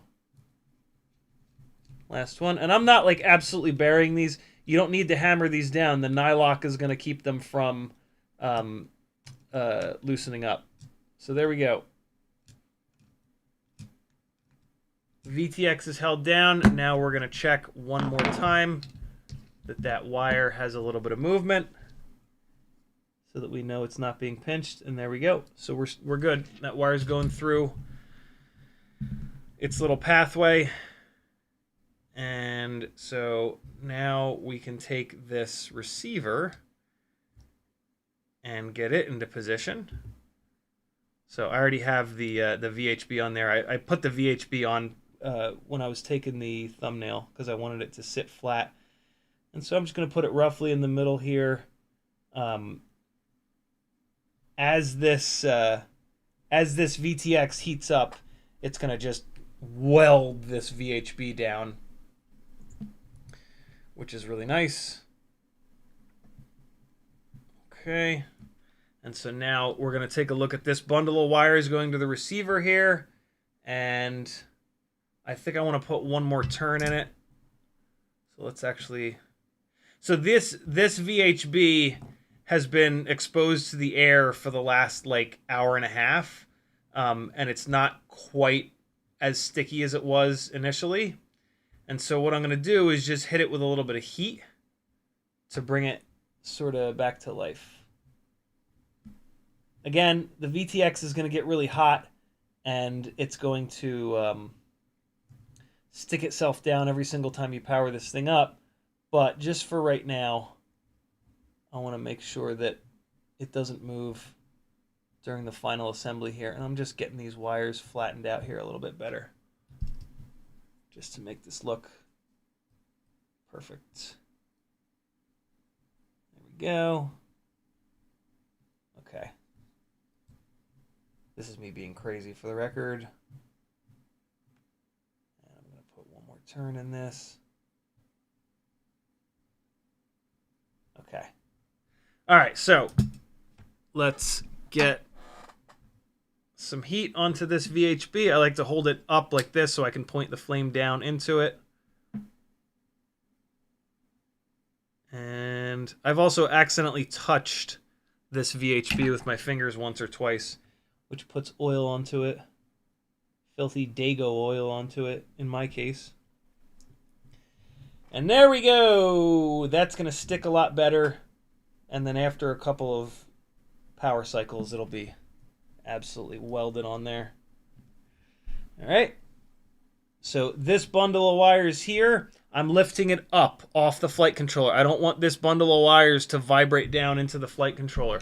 So just lift it up a little bit. Alright. Just up like that. That's all. No big deal. Cool. The camera wire is doing the same thing. It's going up and over the flight controller. That should not be a problem until it is. And then it sucks. So just do it right and you'll be good. All right, top nuts on the flight controller. How tight should I make them? You should make them just tight enough where the rubber grommets start to squish. And so keep going until you see the rubber grommet start to squish down. That's perfect. I'm going to show you a close-up in a second. This one's kind of perfect as well.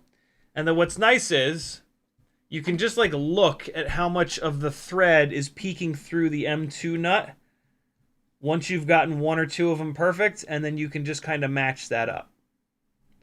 And so, and you can even kind of feel it with your finger. Like you can feel how much of the threads are coming through. That is assuming that all four of your screws are the exact same length, of course.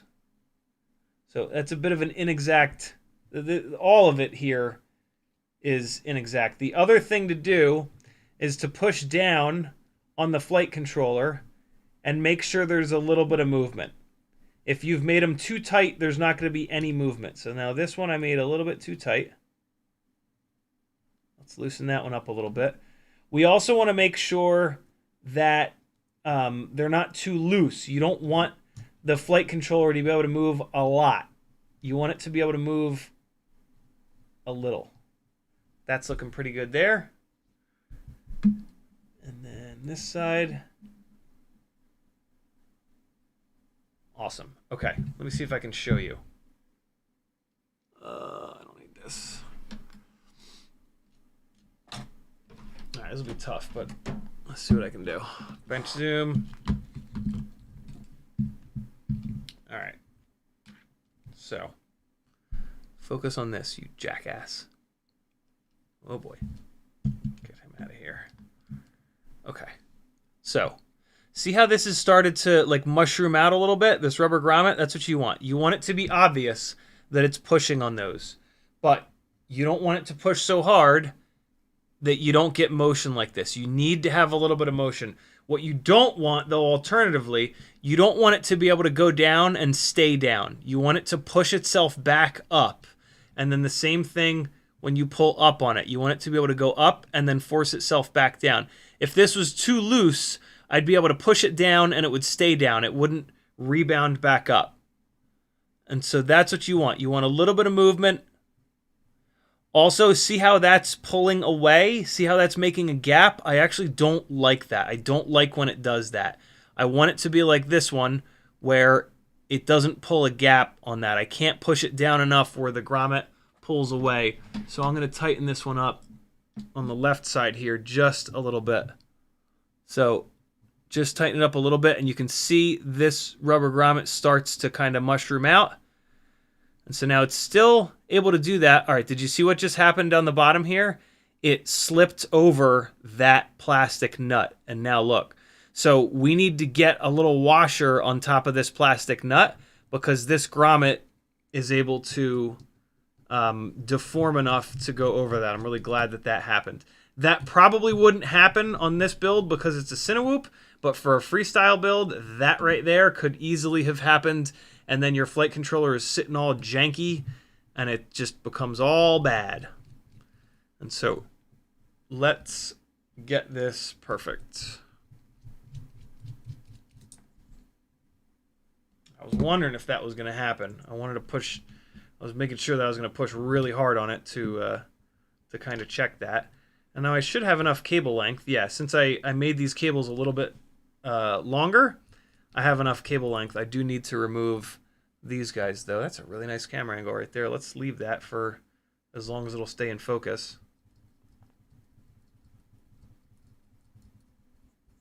Which is probably about the next 15 seconds. Uh-oh, where'd that guy go? There he is. Okay. Again, these are the fiddly bits that, like, it's super easy to just be like, nah, it'll be fine. But, like, if you're building something that you want to last forever, I mean, or just if you're building something for yourself, you might as well go all the way in and get this shit perfect, in my opinion. Cinewhoops and stuff like that, there's a good chance you're going to be flying them over top of people or in areas that are unrecoverable, so do it right. All right, so I've got these ultra thin M2 spacers that I'm just pulling out of the toolbox here, kind of off camera a little bit. Not much to see though, if I'm honest. 1, 2, 3, 4. There we go. Why is that one so shiny? I don't want that one. It's too shiny. Oh, farts. There we go. Okay. Got it. U.FL says, when was the last time you built a whoop with all new parts? Good Lord. I don't remember. It's been a while. I stocked up on parts at some point, and then other than the beta FPV stuff, they kind of stopped breaking. So, yeah. I haven't had to buy a Whoop AIO in a long time. Alright, so here, and here. And if you remember, we had to do this on the bottom as well. There we go. Okay. So now we're going to put these little M2 to M3 adapters back on. most of the way down, but not all the way. That's probably about right. Come on. There we go. Shit. Come on. Where's it at? There it is. All right. Fine Bar says, it's a Whoop Light HD0. Thanks. I think I got about the amp draw. I've only seen this repair done. Analog, not HD0. Thanks again. Yeah, it's doing that. It's a way to get your shit back up in the air, but then when you realize that you're never going to have your amp readout again, it's like, oh, shit balls. So yeah, that is typically only like a temporary fix until you get annoyed enough by not having any amp readout, and then you throw in the towel and buy a new flight controller, which is super, super, super annoying. All right, so that is now good to go. We've got those washers in there. Let's get this dropped back down, and we'll put those nuts on again, but really quickly. Let's make sure that I have those spacers, or adapters rather, down far enough. Yeah, that's looking good. Cool. All right. Let's get that nut grabber back out. CiottiFPV is hearing good things about the new Happy model. Of course, because it's Happy model, and they know how to make Cinewhoop stuff that doesn't blow up all the time. That's really nice that they're new. What's the deal? What's the new the new Happy model AIO? I think the big thing is that it has black box, right? I don't think there's anything else extraordinary about it. I don't think it's 2S, right? It's 1S only. But that's been one of the only knocks on the Happy model Whoop AIOs is they've not had black box, and the beta FPV ones have had black box, but the beta FPV ones don't last very long.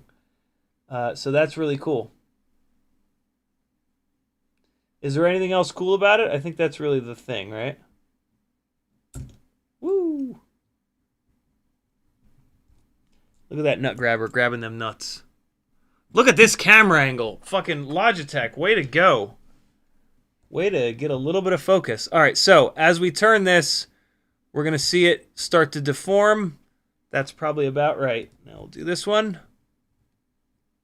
Starts to squish out. Get these other two.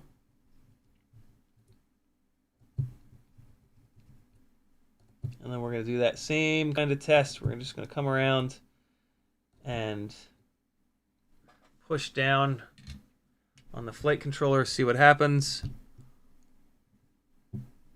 Cool. See how we're not opening that gap between the grommet and the thing? See, there, now it's not happening on that one.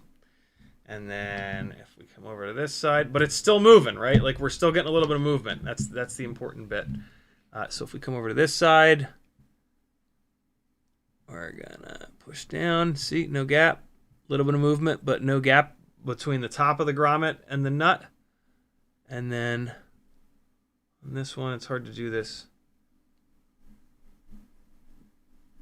Tiny little gap is opening up. So let's just hit this one with another like quarter turn. And now good to go. Another quick little bit.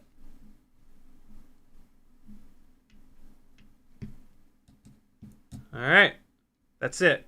And so now on the tops of these, you can kind of see how much of the thread is showing through. And you see how it's like roughly the same on all four? That's a good sign. All right? There you go. There's all little tips and tricks. All the tips, some of the tricks. Just the tip, just for a little bit, just to see how it feels. All right, what's next? Next up is nothing. We're done. The camera. camera into the camera holder. So we need some M2, some really short M2 screws. Do I have any up here? Got these 3 little guys, but I think they're going to be a little bit too long. Let's look in here. Nope. This. Okay, yeah, this is pretty thin. The camera loops are pretty thin there, so I'm gonna go in here. While I have this out though, let's put these little guys away. These look to be M2 by 4. Those aren't M2, are they? Those are like M1.8. Yeah, they are indeed. Okay.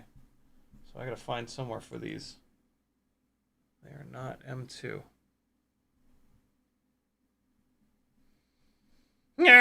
Come on. Okay.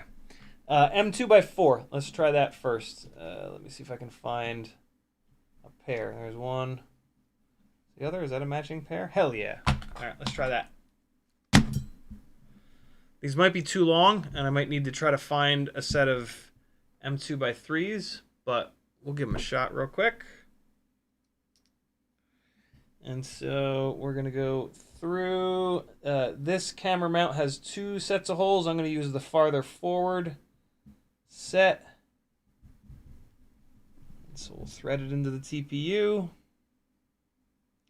This camera's kind of floating around in here a little bit. Let's use the... That'll be fine. I'll just pull the TPU in a little bit. All right, so through the TPU, into the metal collar. Oh, yeah, we're good. Perfect. Yep, this will work. I think. I'll let you know in a second. See if this other side is going to pull this TPU in, or if I'm going to have to use the rear mounting points. Bob made these front standoffs wide enough. So this is a 19mm wide camera. Bob made these standoffs wide enough to handle the 20mm wide cameras. And so yeah, this is totally fine. The TPU is just pulling itself right in.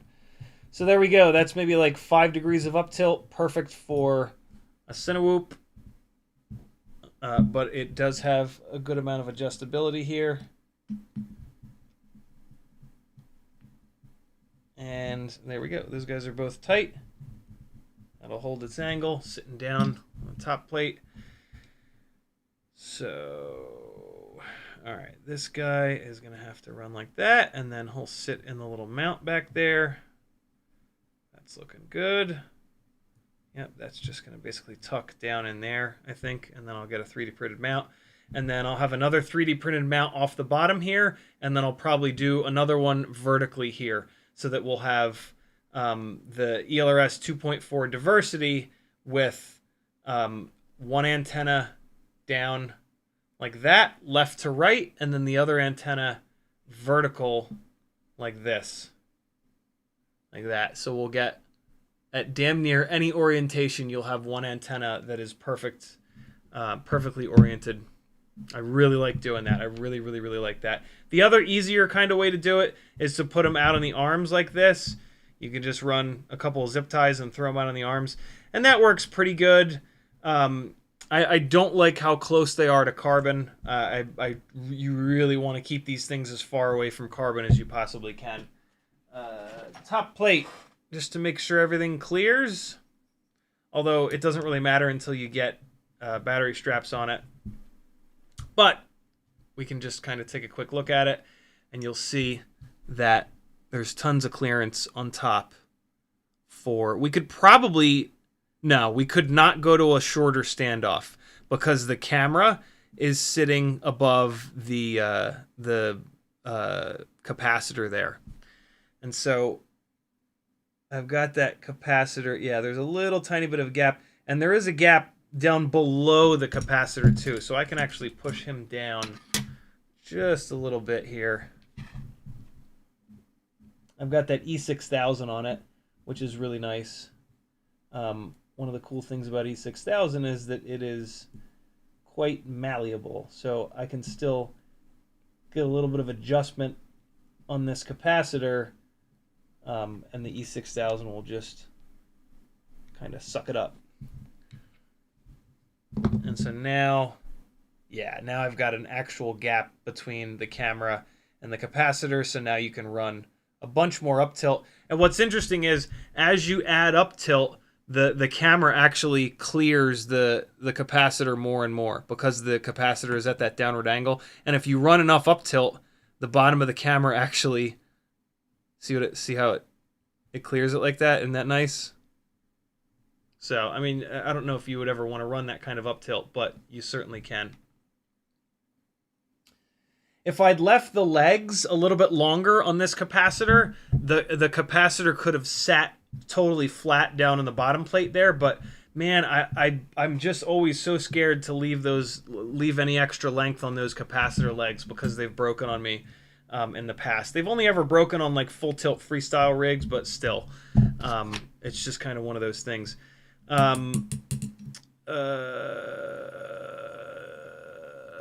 Next step is all the setup, and so I'm gonna leave the top plate off until I do all of that. I already did a little bit of the setup. I got the receiver bound. I didn't do anything with the VTX yet though, but I mean, it's a Vista. It'll almost certainly work. So yeah, there it is. I actually have a bunch more work than I need to do on this, because all 4 of these ducts need to have inserts melted into them. Drew sent me a pack of inserts here, but these are for M3. This is actually M2. Luckily, I have a bunch of the slightly longer M2 inserts still ready to go. These are the Cloud 149 ducts, and these have the inserts already in them. So this thing is ready to go for these big, tall ducts. But for these HQ ducts, which I really like, yeah, I've got to get these heat set inserts put into them. And basically what that means is just drilling these out a little bit, and then I've got a separate soldering iron with the little insert, and get them in there absolutely flat and level. That's a whole separate kind of process that I do out in the garage, so I don't really have a way of showing that to you guys, but just look up a video here on YouTube of like how to put heat set inserts in, and there's a million people that do it for DIY stuff. Yeah, let's throw a battery onto it. You're right. I've already had a battery onto it, so I know it's fine, but it's worth it. Yeah, I don't think I've ever done a full build on 3 streams. And I mean, it's in fairness, this build is not really done yet, but it's kind of close enough. I've got a 2S battery. I bet you this will fire it up. Let's see. And it's because I didn't like sit and do Q&A for an hour and then do an hour's worth of work. Hey! There we have it. Put it on 2 amp. Cool. And then run full voltage through it, but then I will actually need an XT60 battery. All right. Hold on. Here's a 4S. All right, full voltage. If it's going to blow up, now it's going to blow up. Hey! All's right with the world. No smoke, no death, no explosions. That's how you build a Cinesplore, my friends. Why does this camera keep getting all jacked? Oh, it's because this thing's pushing on it. I see. Yeah, okay. Yeah, there you go. Any questions? Better hurry because the stream's about to end. I don't know what we'll build next. I have so many builds waiting to get done. Maybe we'll dive directly into the into this guy with an X12, because that should be a pretty quick and easy build. I also have the 7-inch arms and the 2510 motors for the one crazy glide. I got some other stuff, but I've probably still got between 3D printing, some antenna holders for this, and doing the heat set inserts in these. I've probably got another hour or two of work on this thing. But that's kind of like the boring stuff. And like I said, I don't have a camera out in the garage to show you guys how I do these. But you just drill them out a little bit, depending on which heat set inserts you've got. I have like the medium length ones. You can get them really long, you can get them really short. Yeah, you drill it out a little bit so that they just barely don't fit, and then you put your soldering iron on it to heat the brass insert up. You push it down in there. The trick is that you drill enough of the plastic out. The heat set insert is like those little adapters. It's just a brass bastard with like a knurled outside bit and then threaded inside bit. If you don't drill these out enough and you just push that thing down in there, you push a bunch of molten plastic down, and then it fills the hole in. And then you go to put your screw into the heat set insert, but it's filled with plastic. And this is then pretty much trashed at that point. So you need to drill these out enough to where you don't push so much plastic down there that it goes into where the threads are. You want just enough plastic to mold with the knurled bits on the outside of the little heat set inserts. Let me grab one of the heat set inserts and I'll show you. Hold on.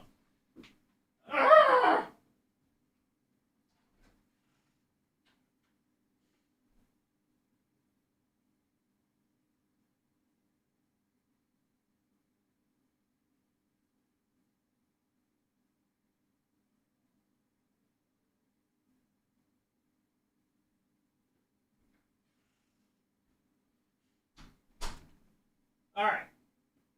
So here's the deal. Here's the best ones that I've found. You can get these longer, you can get these shorter. But this is I think this is about the perfect length. I don't have any specs on these. I can hold them up to the OmniFixo and give you a rough idea of how long they are. So, according to the rough little ruler on the OmniFixo, these are 6 millimeters long. So 6 millimeter long heat set insert, I'm pretty sure is what they're called. And these are the ones that I like. They look like this. And so it's threaded in the inside, and then it's got these knurled bastards on the outside. So what I do is I've got 2 drill bits, 5 32nds and 11 64ths. And I have these marked off with tape so that I don't drill too deep. And so I do the smaller one first, and that one goes a little bit farther. And then I do the bigger one. That doesn't go quite as far. And that's because of that. So that one's going to go all the way down, and then that one's going to sit up. And so when I melt this in, this bottom skinnier part is just barely long enough to fit down into it, down into the holes that I drilled. And then when I put the soldering iron back here and push on this thing, it melts just that bottom bit of plastic to come up here, and then the other bit of plastic there. And so it doesn't melt so much plastic that it turns the corner and goes inside. And this thing ends up like just buried down in there, really, really, really strong. So yeah, I need a bunch of these. I need, what, 12, right? 1, 2, 3, 4, 5, 6, 7, 8, 9, 10, 11, 12. At one point, I ordered a bag of 100 of these, and I'm down to this many because it takes a lot to do each one of these. So 3, 6, 9, 12. Sweet! So yeah, I'll do that off stream because I can't really show it to you. If anybody has trouble doing that, just let me know, and I'll explain it to you. But it's yeah, pretty rare. These ducts are poured by HQ and sold by CiottiFPV, and there should still be some on his website. So that's the next bit. Get those on there. Throw some props on this. Get it up in the air. Well, I got to do all the Betaflight setup nonsense, but that'll be pretty straightforward. Get it up in the air, and away we go. Cool? Cool. Are you cool? I'm cool. Let me get caught up on chat, and then we will bid each other adieu. You can FPV. No, we got that. You can FPV says it has a copper ELRS antenna too instead of the ceramic tower. Nice. They're learning. Denzel the Terrible says hit it with a battery and smoke stopper. Be brave. Bob Noxious says knocking out a building 3 streams has to be a record. He also says, I'm just playing, but I remember the 3 glide builds that felt like they took forever. Yeah, some builds just take forever. That seems like something that would be good. Show us. What's that? Danzo the Turbo says, I've seen a few 3D printed presses that hold your solder iron. You could make one. Yeah, that's true.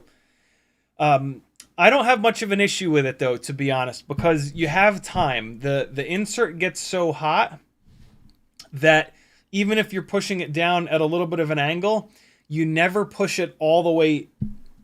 So when that insert is on here, you don't push it all the way down. You leave the insert up a little bit. So you push it. It gets the brass insert really hot. It retains that heat. You get it so that it's pushed almost all the way down. You take this thing, you flip it upside down, and you push it down on your work surface really hard. That insert maintains enough heat that it then squishes perfectly flat because you're pushing this down totally flat.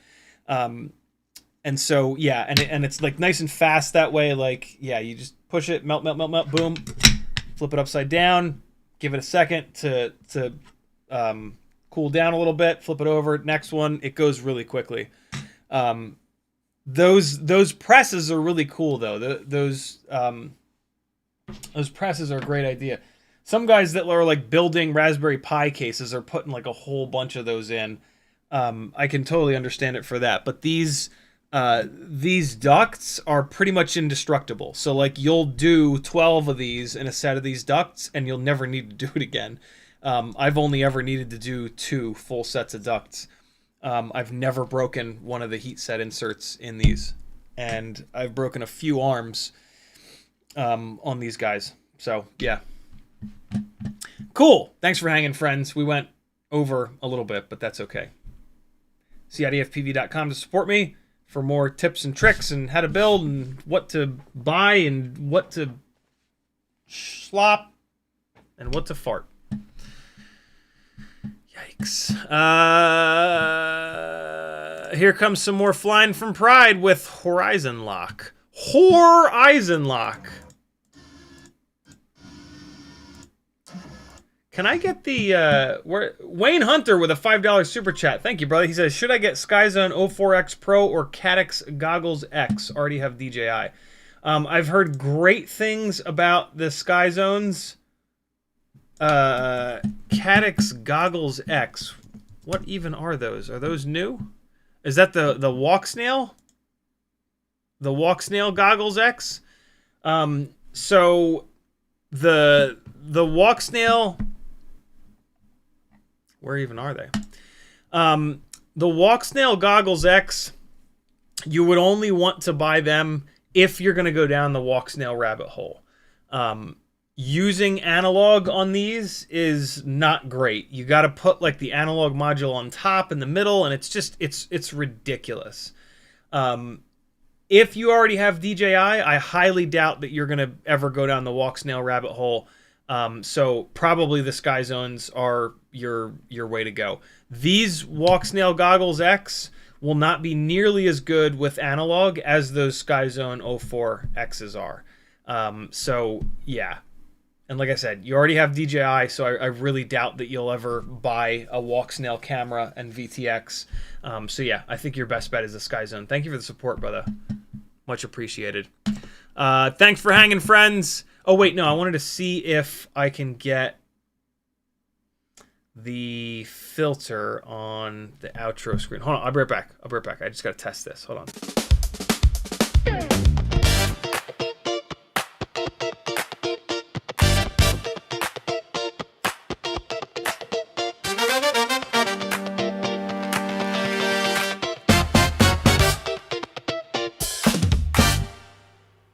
I got my goggles on, my socks are off. Flying through the hallway like a disco ball. Pitching to the couch, then I loop through the fan. My tiny whoop's grooving like a funky jam.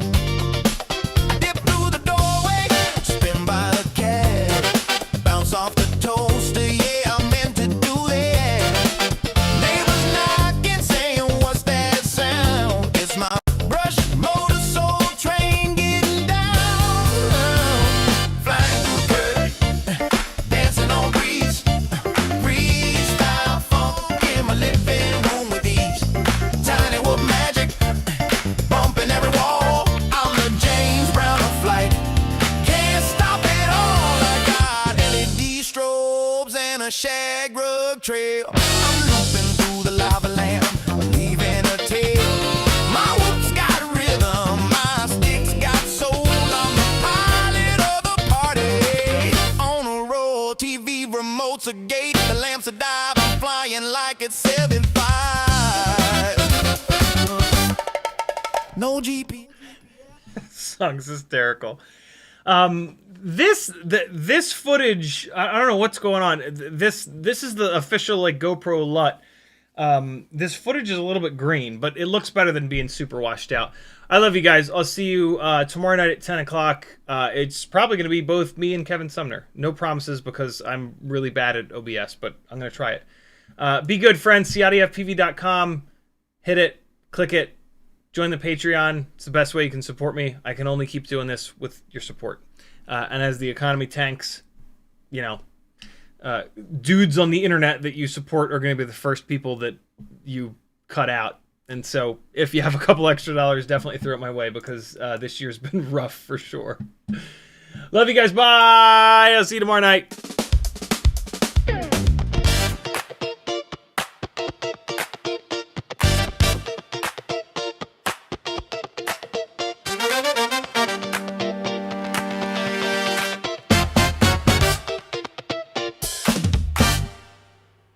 I got my goggles on, my socks are off. Flying through the hallway like a disco ball. Pitching to the couch, then I loop through the fan. My tiny whoop's grooving like a funky jam. Dip through the doorway, spin by the cab, bounce off the toaster, yeah, I meant to do that. Neighbors knocking, saying, what's that sound? It's my brush motor soul train getting down. Flying through curtain, dancing on breeze. Freestyle funk in my living room with ease. Tiny whoop magic, bumping every wall. I'm the James Brown of flight. Can't stop it all. I got LED strobes and a shag rug trail. I'm looping through the lava lamp, leaving a tail. My whoop's got rhythm, my sticks got soul. I'm the pilot of the party. On a roll, TV remotes a gate, the lamps are dive. I'm flying like it's 7.5. No GPS, no rules, no shame. Just a funky little quad and a soul train frame. We fly that flow. Grab that gap. No time to nap. No time to nap. Hit that roll. Funk and control. Bounce that wall. We fly it all. We fly it all.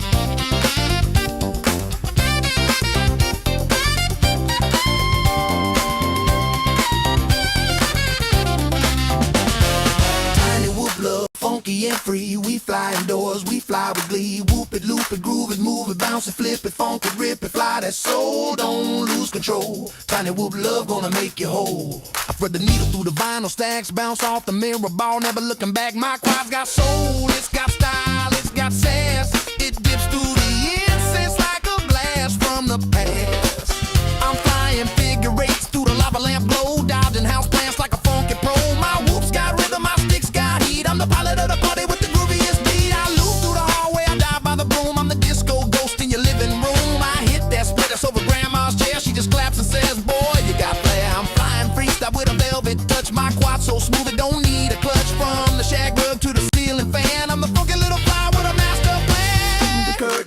dancing on the breeze, freestyle funk in my living room with ease. Tiny whoop magic bumping every wall. I'm the James Brown of flight, can't stop at all.